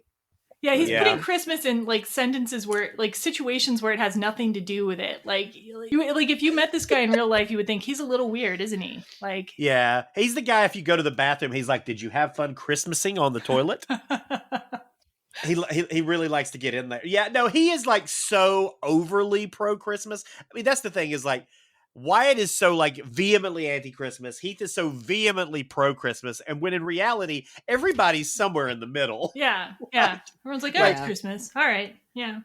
Yeah. Wyatt's acting like that story from Gremlins, like a Santa Claus got trapped in his chimney and died. Like, that's how much he hates Christmas. Yep. That's funny. Okay, and then we advance the plot a little bit. We find out that the mom is now willing to sell the ranch for Wyatt's sake. No, Deb, no. Yeah, she's a Libra. No, sorry, I don't know. She's a Libra. And then they want to be agreeable. And then Blake and Heath have a talk, and Blake tells Heath that Wyatt is the one who's been paying for everything on the ranch. So finally, like, Heath softens a little bit more towards Wyatt. And then we get their first romantic encounter. And this worked for me. It's one of these situations. Worked for me too. Yeah, it's one of these situations where like Heath burns his hand on some hot water while he's trying to make tea. And then Wyatt helps him with his burn. And the scene kind of starts out prickly because like, Wyatt's giving the impression he doesn't want Heath in the house. But then it becomes more warm. And we don't have a clip of this. They don't have a lot of clips released for this. So I thought we would do some Every Rom Com theater. I don't know who wants to be Wyatt and or Heath in the Every Rom Com theater. I've practiced Wyatt quite a bit, but if somebody else wants it. I mean, sure. I'll do whichever one. I'll do whichever one is least wanted. Okay, so I start, I guess. You really think I'm awful, don't you? I think you're in some dire need of some Christmas spirit, that's for sure. You're not wrong. I guess I am a hard sell when it comes to Christmas. They just play that terrible music for so long. And after a while, the lights become blinding, and in the end, all the holidays really manage to do is remind you of everything you wish you had, but you don't. Yeah, what's your big holiday wish? A house in Cape Cod, your very own jet plane, caviar? Sorry. Ha ha ha, now you sound a lot more like my ex Lindsay than me. Lindsay? Wow, what a lucky woman, because there are no men named Lindsay. Luck? A man, a lucky man. Lindsay's a man with facial hair like you. You're gay? You sound surprised. But you dated Blake all through school. Yeah, I was confused in high school. I didn't know who I was. I knew that I loved Blake, but I think I also knew that deep down the relationship had a shelf life. So when did you finally come out as a gayfer? Around the same time that I broke up with Blake, I was moving to New York. I just graduated. It wasn't easy growing up here. Colorado clearly has its charms, but it also has its difficulties, especially when it comes to small towns and locals. You were doing some script gone wild on me there. I wanted to really convey the pissed off angst of Christmas loving Hank/Heath. That's funny. Oh man. I'm like, I want to convey the pathos of Wyatt. Yeah, that's okay. That's okay. I watched part of Scripts Gone Wild for Bram Stoker's Dracula, and I was like, whoa, this has gone wild. Okay, I would have cut so much here. I'm Really? just Yeah. saying. Yeah. There's on and on and on. Really? Not enough white space. I'm sorry. You So- would have cut that dialogue? I actually like this dialogue. This is some of my favorite. Like I would cut all of it. I would have cut a little bit. Huh. Would have cut a little bit of some of this, like, Wyatt, what the hell? I moved to New York. It wasn't easy growing up here. Done. I don't need to know. I mean, we get it. It's small town Colorado. No, I like it. If you have any, like, understanding at all, you would be like, oh, of course. But it allows so- them time to, like, for him to kind of gently hold his hand and for them to look at each other. So I'm this Could scene have worked no, for he me. could have done the action over other dialogue. All my right. humble All opinion. right, if you say so. All right. What are they going to talk Wow. about though? Christmas? Yeah, well, of course. I mean, what else is there to talk about between adults except for Christmas? One thing about the scene though, it's like one of the first times where we deal with a topic that's like maybe more specific to the gay experience. And like, do you think, like, especially Billy Ray, do you think the movie is successful in capturing anything authentic about this experience? Or like, Well, so yes and no. I mean, have I ever, fallen in love with a guy as he was swaddling my burned hand? No. But Did you wish that would happen though? Where you've been dreaming about this kind of scene in your life? I mean, sure, I'm a romantic. That would work for Yep. me. Yep. So, I mean, does it get anything authentic about it? So, I mean, no, not Okay. really, or at least not in my experience. Like, I don't, most people that I know who have met, or like certainly the folks that I've met, it's usually not in such a grandiose, like, Frank Capra-esque way. It's usually more, like looking across a club and giving those, want to fuck in the bathroom eyes. Which you're not going to get in a Hallmark Christmas movie. But what I will say that does strike me as authentic, Heath's the performance of the actor Juan Pablo? yeah. Yep. I think he does a really good job in this scene. I think he is really good about like playing the uncertainty of like who he's dealing with, Mhm. because he's not sure yet. Like, is this person actually a good person? Is this person a monster? I'm not sure. And you can kind of follow his journey just on his face through the whole scene. And I thought that was really engaging. And so in like minor ways, you're like, there's some authenticity there, which is probably just from the fact that it's a queer filmmaker. But in terms of the themes that they're playing with, like, no, this is not any gay meet cute that I've ever experienced. Yeah, I guess it's just like for me, it's like dealing with like the like just telling somebody like about your coming out experience, or Sure, like sure. just trying to suss out, like, and you did mention that, suss out like, is this person gay or straight? And like, Yeah, there's, yeah. like, I don't know. It's like, and there's this like thing where like Wyatt then is like, well, I kind of knew anyway, or my mom told me, but I also kind of knew, or something. So it's Right. interesting because like this is not something that like a lot of heterosexual people just assume that other people are straight, like because Right. that's something we've been allowed to do as we've grown up, like. But it also brings up the question of like, why did she tell Wyatt about I Heath, know. but not tell Heath Right. about Wyatt? Like, Yep. it makes no sense in the world why she would do that. Like, if it was like if it was a plot point where she was Yeah. like intentionally trying to get them together, which they play on a little bit, but not enough for me to believe that was actually Yeah. a forethought. So it just Mhm. feels like neglectful. Yes, right? Right. Like, yeah, like you'd want like Heath to feel comfortable with who is visiting, probably, and maybe Yeah, just be like, yeah. yeah, don't worry, my son's gay too. It's not going I to be love like that. a thing.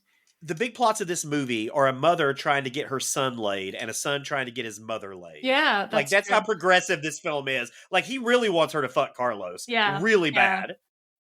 So, and then we get this, of course, we have to talk more about Christmas. So Wyatt and Heath have tea together, and then Heath talks about his past and how his dad left his mom, and then his mom and him went to this like Christmas sleigh ride, and his mom was finally happy again.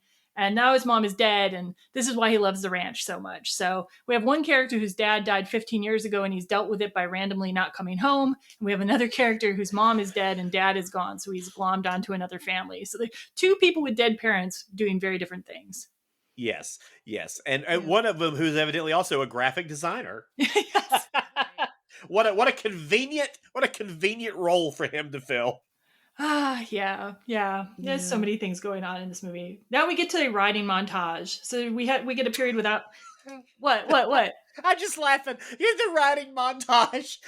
There's a scene in the riding montage from it's like a widescreen shot of them like riding across like a clearly like fake backdrop. And it was so Brokeback Mountain-y. It was great. Was there a fake backdrop? Well, it looked fake to me. It just looked so bright and so like almost like a 1980s Mad or something.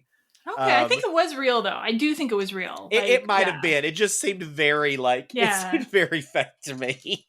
Yeah, it is giving Brokeback Mountain vibes for sure. And like and honestly, like even though like I said, I'm not a horse person and I've never even been to a ranch. I mean, I've driven through Montana. That's about as much as I can say.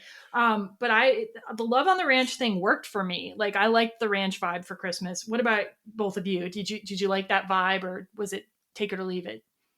I mean, as a fan of the series Hey Dude, I was all about it. I can just go with it. It's not what I think of when I plan like my own romantic getaway or something like that. It doesn't. I could give or take a ranch and horses. So. Oh yeah, and that brings me to the next question. The question is multiple choice. This movie had A, not enough horses, B, the right amount of horses, C, too many horses. I'm feeling A. Not enough horses. Yeah, I agree. Yeah, it's a ranch. Yeah. I'm feeling B only because the ranch has been struggling and maybe they don't have as many and like, but I'll say this too. I'm going the right amount of horses, but let me say this too. They own a stable on a ranch that is suffering. They have 2 horses in the stable, and they've only just now thought about renting out the other stalls. I know. Really? So bad. Like, right. you thought that was your one big idea, is to do the thing that every ranch does. Yes. Like, well, I also meant about this question, though. Do you think it had enough horse content, or would you have liked to see more interaction with the horses in the movie? Because I really would have liked to see just a little bit more interaction with the horses in the movie, or to have them come up in some plot point kind of way again. Yeah, I agree with that. I would have liked to see more content with the horses in the film with Heath and with there's a little bit, but there's not a lot. I mean, look, you're dealing with tropes left and right. Hell, just make one of them critically ill. Oh. Yeah. Make one of them critically ill. Like maybe the horse gets loose. So this is exactly what happens after their little disagreement. He passes out after It's a Wonderful Life. The horse gets loose. It tries to eat the projector. It chokes to death on the projector and it dies. Oh no! And then the rest of the film is just Wyatt and Heath having to dig a big ass horse grave.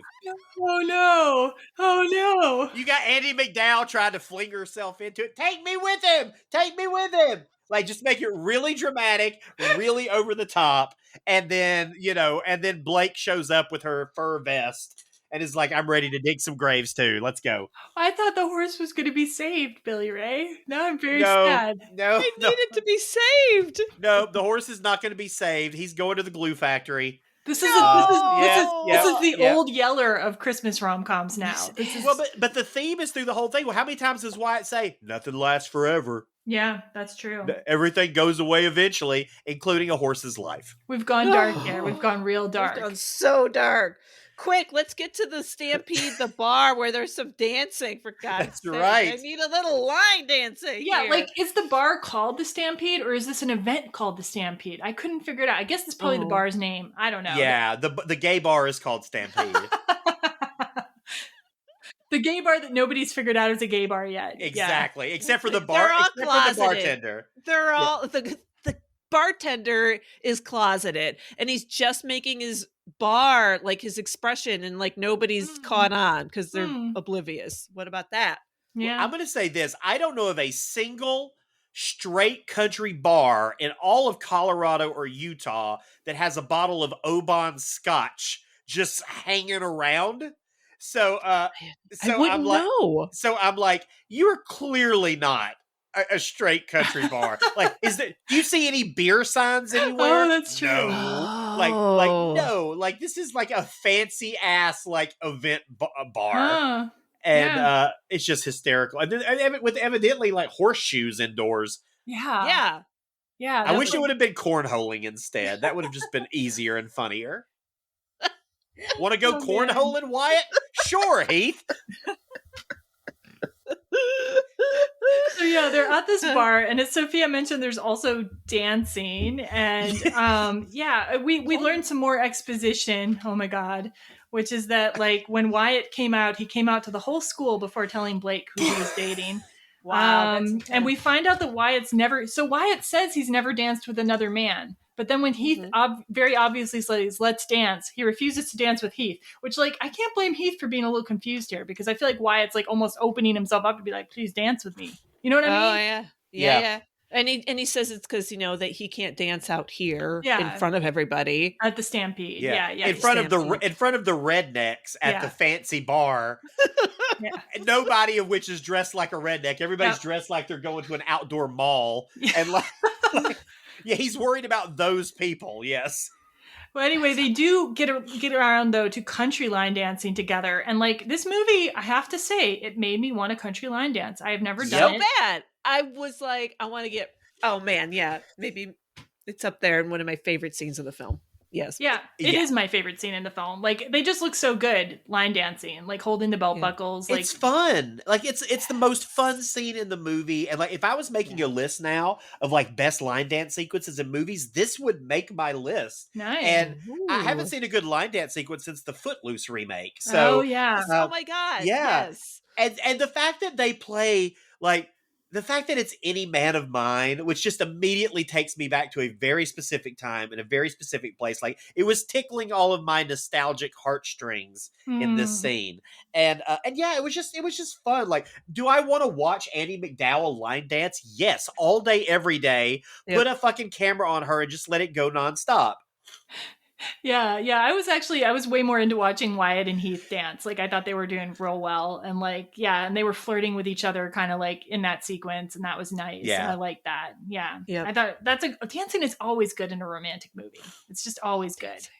Yeah. And then we also meet Carlos. Oh my god, yes. You're so right about Carlos and his weird voice. Like, how did you describe it again? It's like yeah. So Carlos, who, let's be clear, Carlos is the guy who used to work on who worked on the farm for like decades. Yeah. And like evidently after her husband died, had this weird sort of fling with Andie MacDowell. And so he's been built up in this very specific way. And when we get him, he's supposed to be retired and all this, but the guy is clearly like in his late 40s. He's retired and he's doing the kind of accent you'd expect a third grader to have doing like Ben Franklin in a play or something. Like, it's very gruff and weird. You're like, you're really trying to act old here, dude. Like, what if this actor really talks like that, though? There's always that small possibility, and I always wonder that. I almost looked this guy up to try to see if he talks like that in other movies, because I was that weirded out. But yeah, he certainly isn't as old as that character needs to be. Like, this is no offense to Andie MacDowell, who looks gorgeous. Yeah, but like he could be her son. I wouldn't say I didn't son. feel that. I wouldn't say son, but yeah. But yeah, he definitely, like, I just more noticed this weird voice, and I was like, okay, yeah, I know what's happening. He's clearly going for something there. Yeah. Whether it's he's trying to sound older, or it's just a choice, or like you said, maybe it is just his voice. People have unique voices all the time, but all I kept thinking is like, this is Carlos. Yeah. And so Carlos does end up dancing with Deb at this event. And then meanwhile, Blake is dancing with Wyatt, and she's really trying to encourage Wyatt to date Heath. Now, this is like where it gets really trope-tastic too, because when in real life you convince your friend to date this other friend who, they live like 1,000 miles away from each other minimum, like, right? And like they have totally different lifestyles. You wouldn't do that to either of your friends. Like, maybe you'd be like, oh, have fun, but be careful. But you wouldn't be like, you should date them. Clearly this is the person for you. It's so tropey. And Especially with her husband being away long distance, like she should know better. Well, she's bored. She's bored because evidently she has no life outside of working on this ranch for no money. But she's like a veterinarian or something, right? Like, yeah. I guess so, like even though we don't really ever see her doing anything aside from like talking about how her husband's not there. That's pretty much, yeah. Yep. So yeah, I will say like that was an area where I was like, I really liked the actress who played Blake. Yeah. I thought she was really good. I would have liked to have seen her given just a bit more dimension. Yeah. And then if the horse, if the horse had gotten sick, she could have come and helped the horse, and that would have brought it all around. Absolutely. Yeah. She could have brought her shotgun and just taken it out. Blake comes out covered in blood, goes, Merry Christmas. No. I really liked her, and I just felt like the film didn't like her as much as I did. Yeah. And I just wish anything, like just one scene, like you could have cut something between, Heath and Wyatt and given her one little extra scene to build her out just a bit more, apart from selling fucking cocoa. Yeah. Oh God, the cocoa. The cocoa stand with the clearly empty cups. Dude, okay. This is out of order, but I do have to go in on this hot cocoa stand now. So it's like this little, it looks like a lemonade stand from Charlie Brown. Okay, it's just little wooden platform. There's room for two people to stand very close together. There's no apparent apparatus to make any new hot chocolate. Instead, there's one or two thermoses depending on the day, which allegedly contain hot cocoa, a couple of to-go cups, and then a bowl of apples. Are those supposed to be for the horses? I don't know. And how are they possibly making money on this at all? And how, so many things, so confusing. There's nowhere to put the money even. What's going on here? There's nothing in this stand that is set up for any kind of actual hot cocoa apparatus. And when Andie MacDowell talks about how the place is losing money, that's how they're losing money. Yes, they're putting all their marbles in a horse-drawn carriage business that can only operate seasonally, and a hot cocoa stand. And the carriage only has room for 3 passengers maximum. That's another problem with this. And also, and also the lights and the decorations they have up are losing money. You know how much a fucking wreath costs? Have you guys bought wreaths? They're not cheap. Yeah, they're expensive. One wreath is $40-$50, and they have multiple wreaths. They have a wreath in front of the horse's stable. Lee's clearly that horse needs a wreath. That's my husband. He's well, maybe Andie MacDowell made the wreath. She seems crafty in this. Maybe they're amongst pine trees, so they pick up what's on the ground. Okay. They're DIYs. Did we just discover their business? Yes. Maybe their whole business is wreaths. There you go. Yeah, that's it. Every time we don't see Andie MacDowell carrying tea to people, that's what she's doing. She's working away on the wreath mines. So, okay. Yeah, hands bloody, sewing wreaths together, just doing it to pay for the next week's worth of wasted hot chocolate. I'm gonna pee my pants. How about the scene in the kitchen? Where she's making Wyatt a hot chocolate, and she's literally making 2 tablespoons worth of hot chocolate on the stove, and then when she pours him a cup, it just keeps coming. I'm like, where did this come from? And then it feels empty. She hands it, and then it feels empty. I'm like, every cup in this movie is empty, and that drives me crazy. At no point, other when they're drinking wine and they have to because it's a clear glass, do you ever get the idea that they're actually drinking something. It's like when someone on stage, I used to do theater, it's I would go see shows and someone would have a purse that was clearly empty. Yeah. And I was like, oh God, this is so annoying. Yeah. And that wine looks like juice too. It's so light and see-through. I'm like, well, it's supposed to be. Well, remember, he got a bad bottle of wine. Wait, and I swear to God, at some point they show the table and there's a bottle of fucking Kendall Jackson. What's that? I don't know. I don't know my alcohol. It's not a very good wine. Okay. And I swear I saw one at some point, and both of the bottles were open. So I was like, which one do they think is the fancy wine?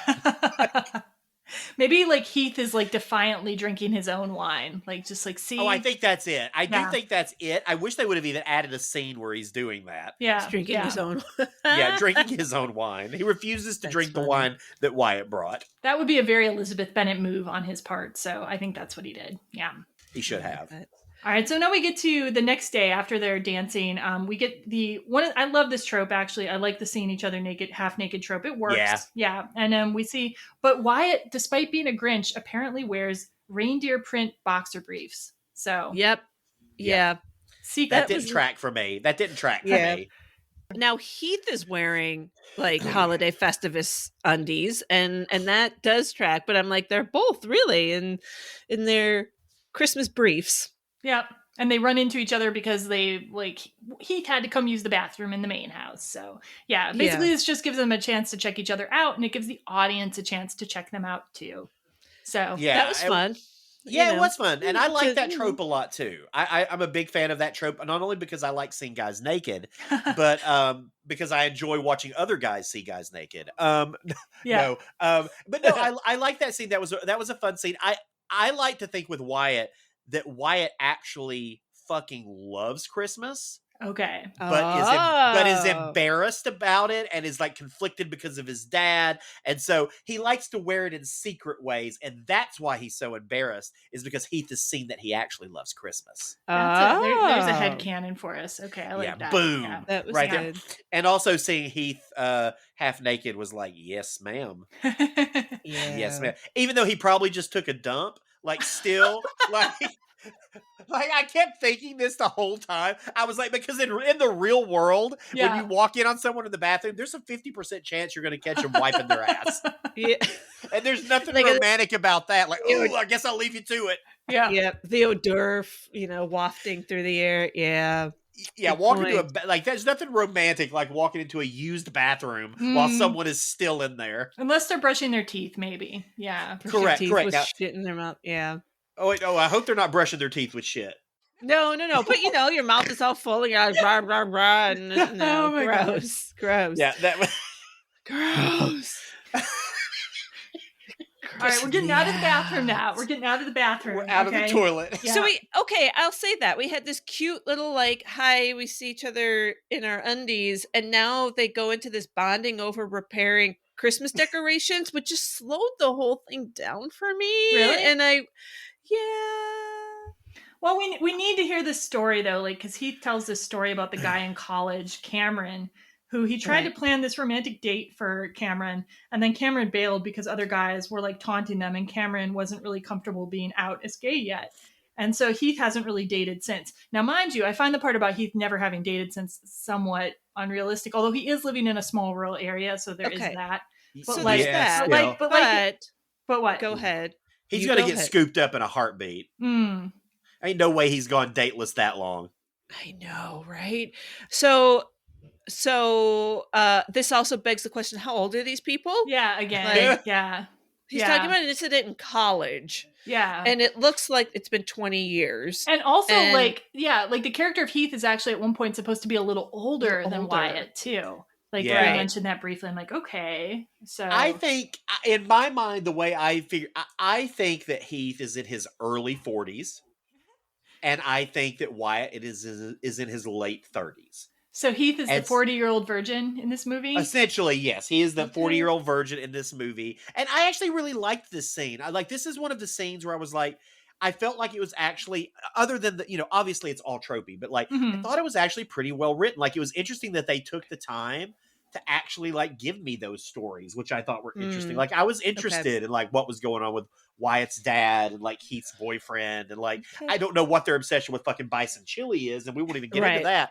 But but I like that. Yeah, I like this scene. I think it's weird that I think that it's weird that the backdrop is just repairing Christmas decorations. But I guess if you're a Christmas movie, you fit in every ounce you can. Yeah, there's only a few options. You can be putting up the Christmas lights. You can be decorating the Christmas tree. You can be going Christmas present shopping. Yeah, these are your options. Yeah. Okay. But it was COVID, so they weren't going to a big mall somewhere. Oh, that's true. Yeah. About the bison chili, though, the date that Heath had planned involved bison chili, cheap champagne, blankets, a projector outside the dorm, playing A Christmas Story and It's a Wonderful Life. What do you guys think about this date?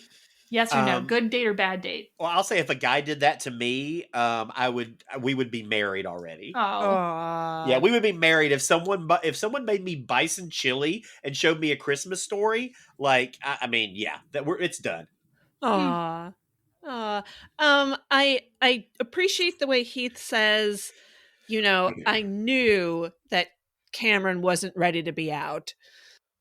So to me, it's in this big grand gesture. and knowing that, couldn't he have done it like in the dorm room, just the two of them? I don't know. It Yeah. could have still been wonderful. Yeah, that's a complicated thing because I felt the same way when he mentioned that because I was like all in, and he was like, and I knew, and he was like, I knew, and I was like, like Yeah. that's honey- kind of shitty. Like that's kind of Yeah. shitty. Like I get that you were doing it hoping that it would be enough to bring him around, but it's like also you gotta kind of let people come out when they're ready to come out. Yeah. Like, and so I don't know. I felt a little skeevy. There's the only time in the movie where I was like, "Oh, Heath, you lost me just a little, buddy." Yeah. Yeah, I don't think Well, Heath and I has feel bad- boundaries. Sorry, I was just really quick. I don't think Heath has like super boundaries sometimes when it comes to his emotions and like versus what other Right. people need. You're, But yeah, okay, totally. And then he's really setting himself up to like never be in love. Like for Mr. like Yeah. Christmas spirit, love, and yada yada, you keep shooting yourself in the foot. And what's that all about, honey? Like, Yeah. I'm sad for him. Yeah, he deserves. Colorado has not been very good to Heath. Right. And so, Right. so like, yeah. I feel like Heath. He's just such like an adorable little puppy dog. Yeah. Like you just want to like put him in like you just want to swaddle him in your hoodie and like stroke his ears and be like, it's gonna be okay, precious. So I do like that they have this like honest interaction and stuff like that. And then so when they're in church, in the following scene, and they have their like flirty eye contact and smile, that was nice. I enjoyed that bit. I liked it. I liked that. I thought that was good. I thought, yeah, I thought it was a nice, like, sort of like subtle little recollection of like, oh yeah, we're doing this. Yeah. Okay. And then Carlos asks Deb out at church as well, but she's not comfortable with it. And simultaneously, Wyatt's revealing that he's found a buyer for their ranch to turn it into a racetrack, which comes out of nowhere. Yeah. Which comes out of Right. nowhere. It's like, oh, by the way, I've done this thing that I've never mentioned I was going to try to do. Right. And a racetrack. Anyway, I don't know. That's weird. And he needs a racetrack gas station. So just so we're clear. No, I'm kidding. No. And it's, I mean, is it a horse race track or is it a car race track? Like, how is this even working logistically? I don't fucking know. Anyway. Yeah, in 2020, the idea of building a new horse race track is probably not something that most people would be comfortable with. So I have no idea what good they're talking point. about either. Like, Yeah. I'm like, what are you turning it into? Like, Yeah. you sound like a Bond villain. We're going to turn it into a racetrack. Oh my god. Okay. So after all this flirting, Heath plans a date for Wyatt. He strings lights around a gazebo. He puts up a disco ball, which he gets out of the stables. There's a disco ball in the stables, by the way. Yep. Just hanging out. And he has a sign that says homecoming dance, and he asks Wyatt to dance. So I feel like at this date is on the one hand very romantic, and on the other hand pretty cold. Like Wyatt even mentions being cold, or Heath even mentions being cold. What do you think? Good date? I think this is a perfect, like, I'm a sucker for romantic shit. And so, like, this, I was like, well, okay, once again, like, I would be in your pants so fast if you did this. Like, it would be done with. So I thought it was really sweet. And, I like this scene. I thought they handled it really well. It's sappy, but it's not overly sappy. I think they do a good job of sort of treading the line, but I think that's mostly in the performances. Yeah, for sure. And the song that they use is Casey Musgrave's "Oh What a World." And like I said, I don't keep up with music as well, but like I've heard her name before, and apparently she has also received a GLAAD Vanguard Award given to straight allies, and has said, quote, she would jump in front of a moving train for the LGBTQ community, which to me, it's a little bit of an extra of a quote. I don't know if jumping in front of the moving train would be very helpful, but she definitely means well. Like, thanks, Casey. Look, I will, as a representative of the queer community, let me speak on their behalf and say, we appreciate the sentiment, Casey, but no, you in fact do not have to kill yourself in front of a moving train for us, because we are not going to generally be in a position in which we are tied down to a railroad track. So, and even then, it's not going to do anything. It's just going to run over you and come straight to us. Yes. So you're just killing all of us. You're just delaying it by half a second.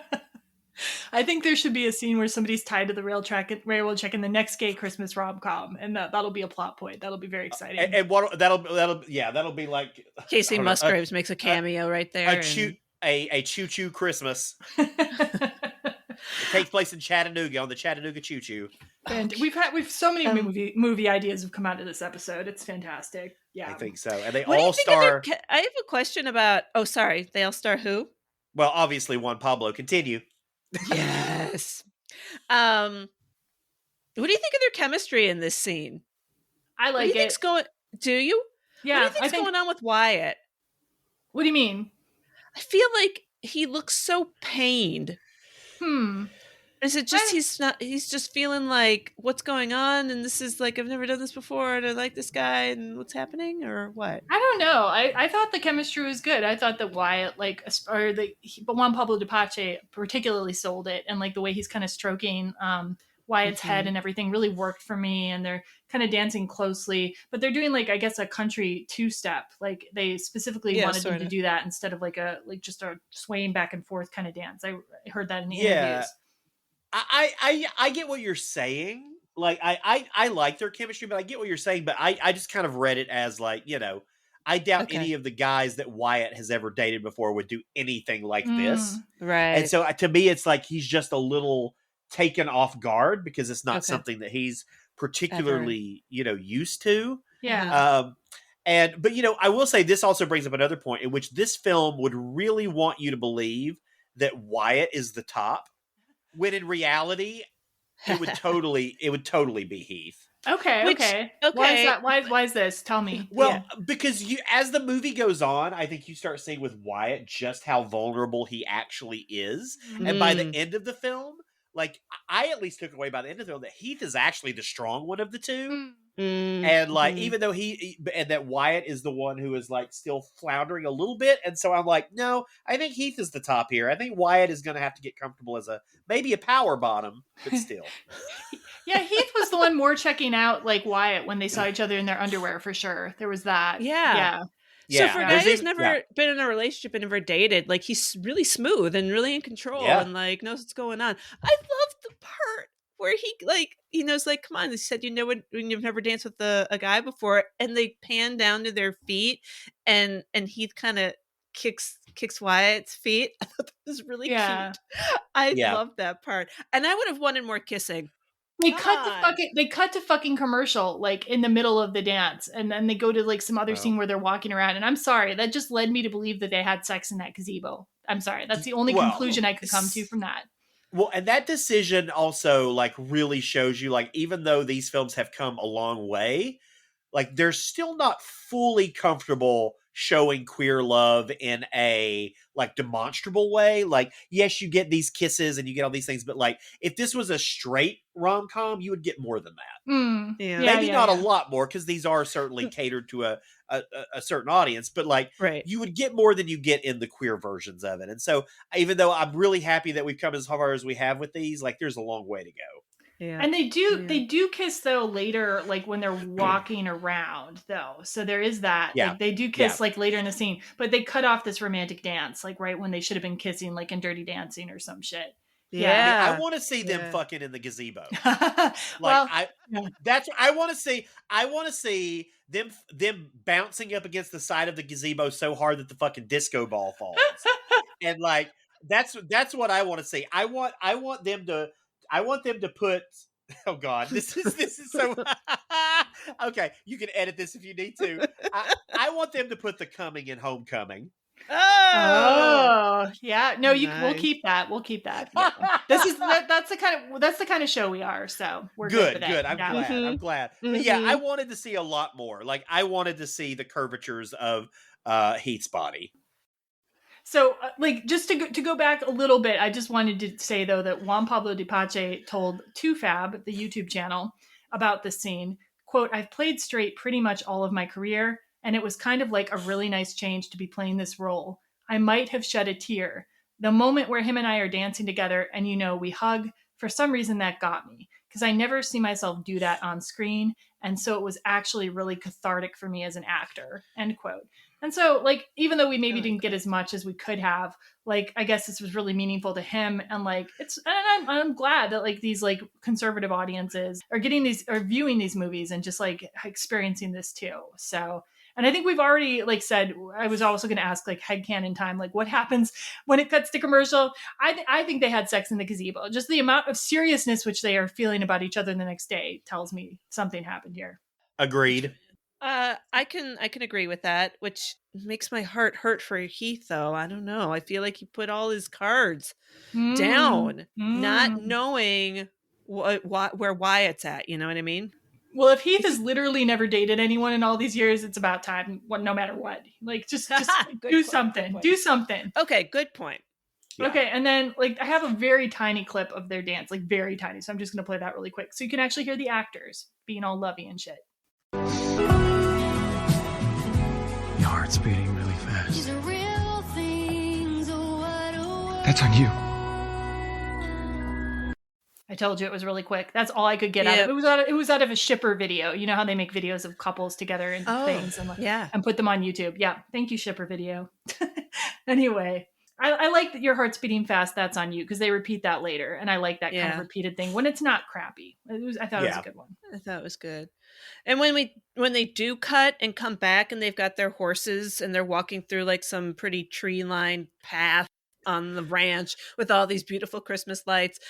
First of all, Wyatt's horse does something really cute. He kind of nudges him. Obviously not planned, but it's cute. And it kind of helps the cuteness between the two of them because they laugh about it. And their kiss is great. Like, I love their kiss. So it was like, please more. And I don't know. Yeah.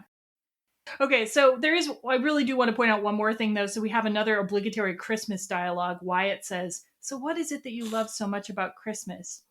And Heath says, "If we treated every day of the year with the kind of love and goodness, magic, the kind you only see at Christmas time, where would the world be?" Okay, whatevs. Because Christmas can save the world. Hey, starving, bloody Ukrainians. Hey, don't worry about it. Christmas is coming.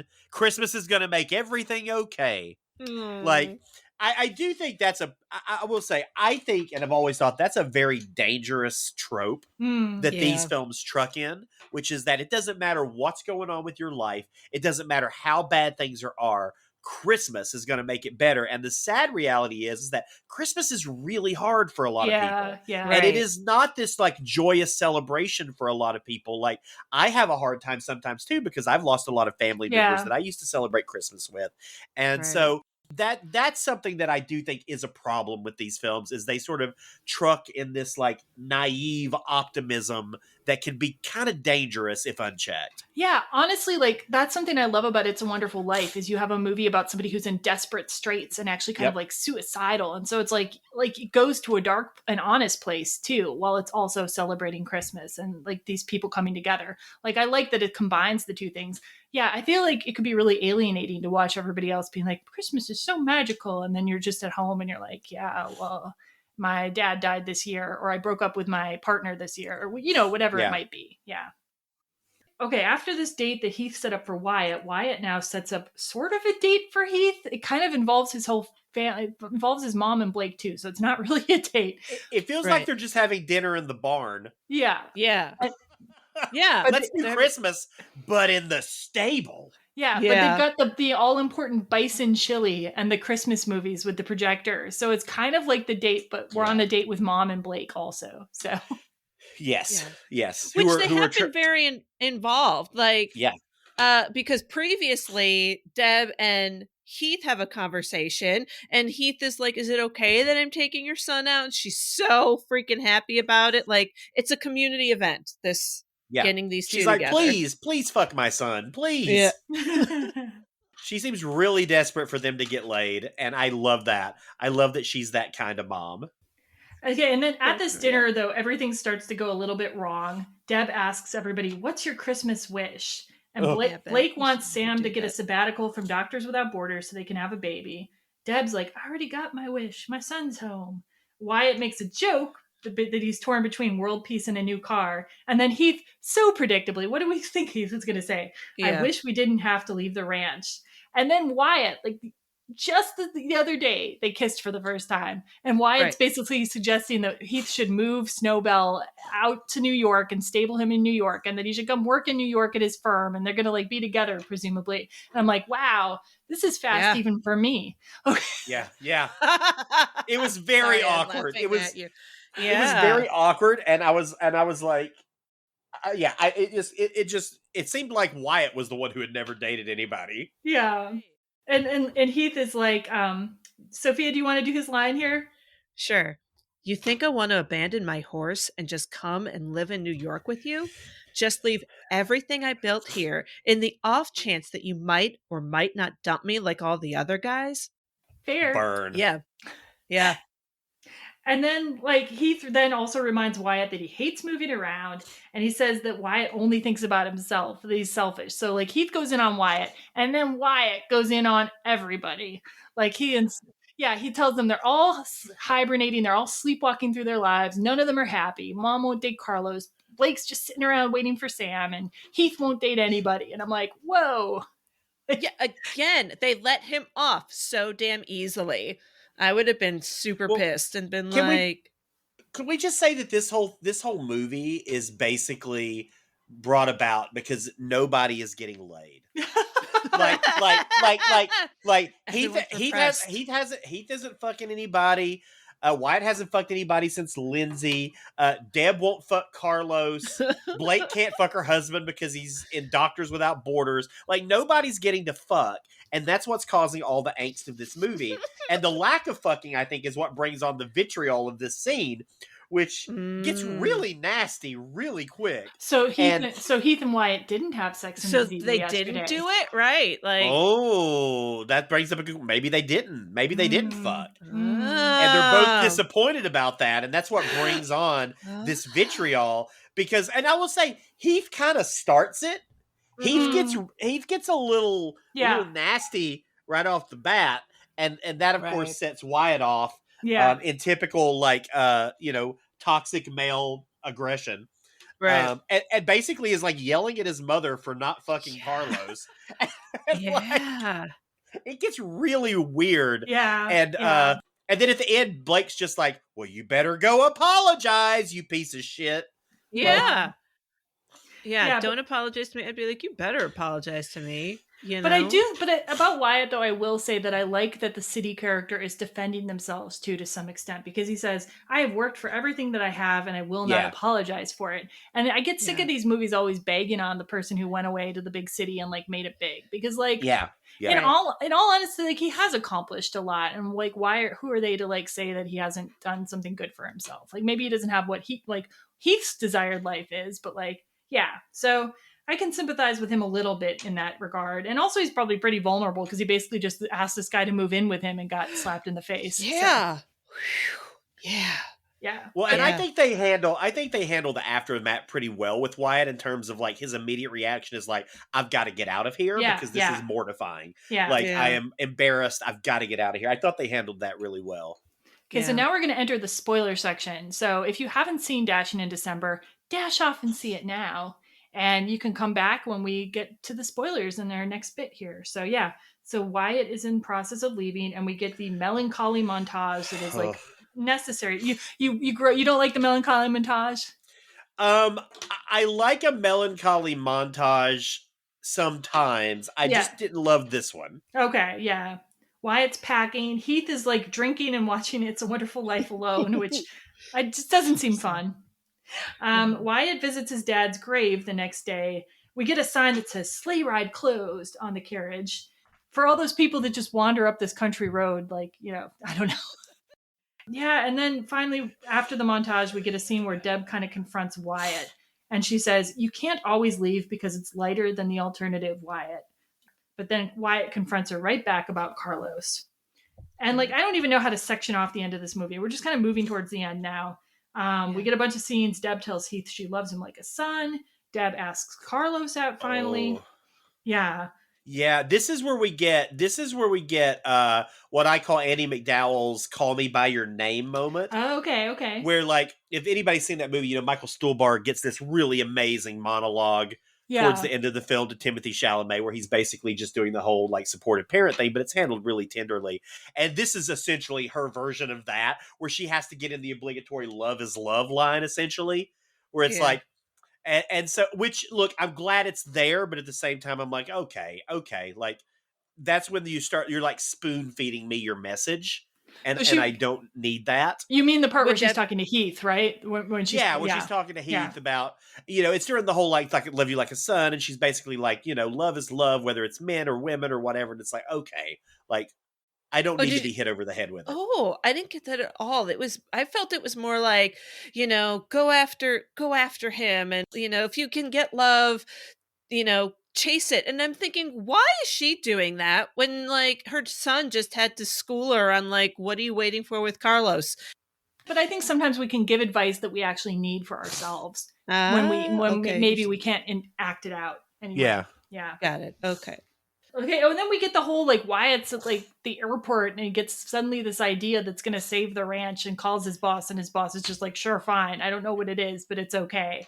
Right. And right. Oh my God. Yeah. And the big idea is that he's going to sell like part of the ranch to this organic farm. Okay, let's get into this. Let's unpack the big plan, because how many times do I hear multiple characters in this say, big idea? Yeah. We need one big idea, like it's the 1920s and someone's trying to come up with an ad for something. And then the big idea is evidently, because I still don't even know what the fuck Wyatt does, is that he's gonna basically sell this land to an organic food company. Yeah. And they're going to allow everybody to stay on there because they're just renting a part of it. And that's going to pay for everybody to stay there and keep doing the stuff that doesn't make any money. Yet I still have no idea really how this benefits his company or his boss. Yeah. And because the farm needed land, I guess, and they're helping the farm to find some land, I guess. Yeah. But also it's evidently the type of business that within less than 24 hours can have a box of milk alternative for them to use in the cocoa stand.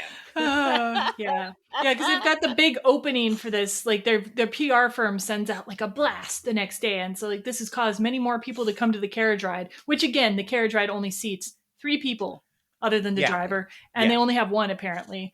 And what else is there to do there? Ride a carriage or drink cocoa? Yeah. Like that's all there is to do there. Yes. No, there's that Santa's workshop. What happens sleigh in by. there, though? Nothing. They just sleigh by. What do people do in there? They just go inside. They go into the and barn and watch It's a Wonderful Life. I don't know. Maybe that would actually be something. That would be at least something, right? Okay. Movies in the barn. There's your big idea, There's your big idea. But no, what kills me the most is at the very end of this movie, like when they've just like announced like who's ready for a sleigh ride to all these people who are waiting around and they're cheering. Then Wyatt and Heath and Deb and Carlos all go off on the carriage while all these other people who came to the sleigh ride. They're just waiting. We'll be back in 45 minutes. Enjoy the cocoa. I kept waiting for them to like start flying off into the sky, like at the end of Grease. Like they're just riding that sleigh up into the sky. Yes, that would have been amazing. Okay. Yeah, the ending happens so weirdly and so quickly in this movie. Yes. It feels like from the time that Wyatt has his big like airport epiphany for some reason, that like from the time it ends is like 45 seconds. Yeah. It's like so quick. And we forgot things too because it went so quick. Sam has come home. From South Africa, and he's got his sabbatical. Blah blah blah. What else happens that we forgot? Carlos and Deb are sitting together on a couch, which means they're dating, I guess. Yep. No, they just got done fucking. Let's be clear. Carlos and Deb just completely destroyed it before Wyatt comes in. And then Wyatt's like at the end, I'll leave you two to it. Like he's basically saying, go back to fucking. And then you're doing the commentary track for this movie if they ever make one, by the way. So. I would love to do a commentary track. Me and Andy McDowell could do it. We would crush it. Fantastic. Yes. Jeez. And then Wyatt basically more or less proposes to Heath in a way. He's like, I want you to be my, there's a dog. Hello, dog. And then Wyatt basically more or less proposes to Heath. He's like, I want you to be my business partner. And also I'm going to live here. And also you're going to live here. And like, finally Heath gets it. And he's like, oh, you want to be with me? Because Heath is like really like guarded with him and like salty and like almost unnecessarily so. Like even Elizabeth Bennet had calmed down a little bit by this point in the story. So yeah, he's being a little bit of a shit. But their kiss was really hot. Yes. It was a good kiss. It was. Yes, it was a good kiss. I liked it. They were close. Bodies were close.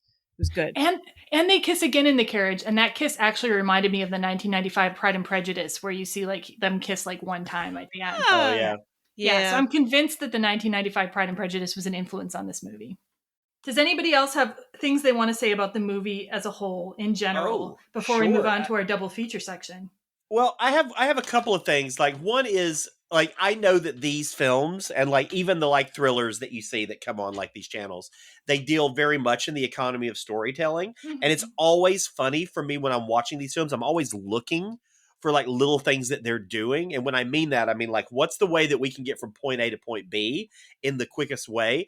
And the area that I found in this was none of the presents are wrapped in wrapping paper. They're always just boxes, so you can easily just pull the lid off and see what you got.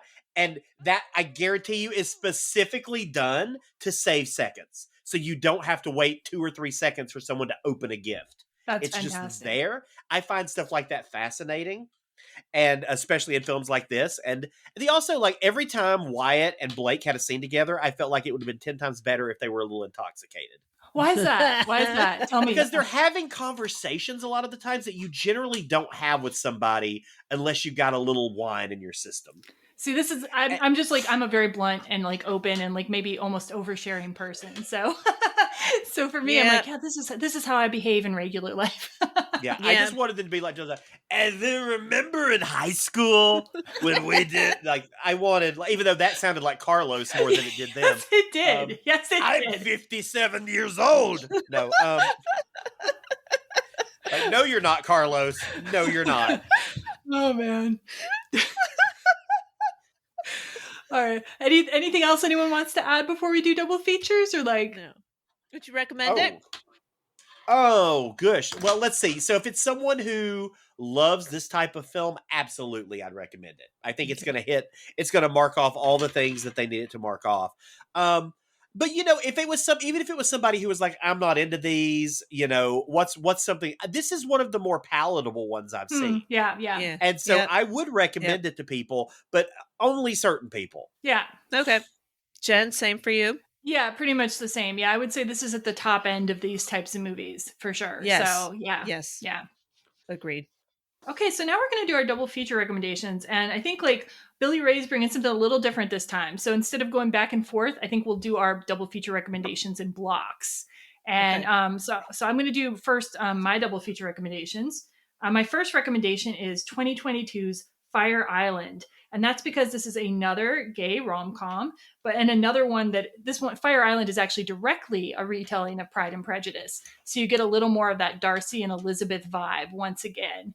And I just think a Darcy and Elizabeth vibe pairs very well with Dashing in December.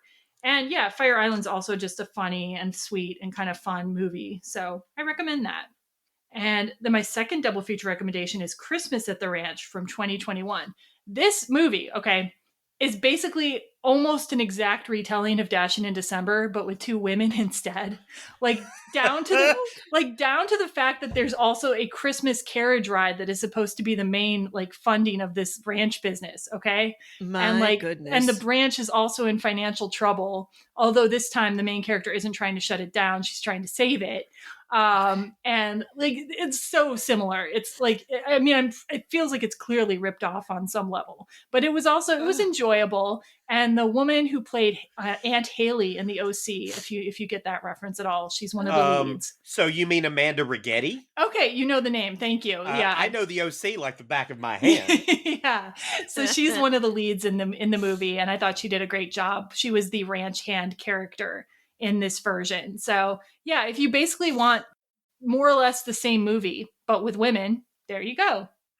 And then my third double feature recommendation was, it has 2 titles. It's called either My Best Friend's Christmas or Christmas Sweethearts from 2019. And this is another project that Jake Helgren wrote and directed. It's a straight couple this time. And as you might imagine, it is a kind of fake dating thing where a woman gets her best friend to like be her fake date because she's sad that her ex like has gotten together with somebody new at Christmas time.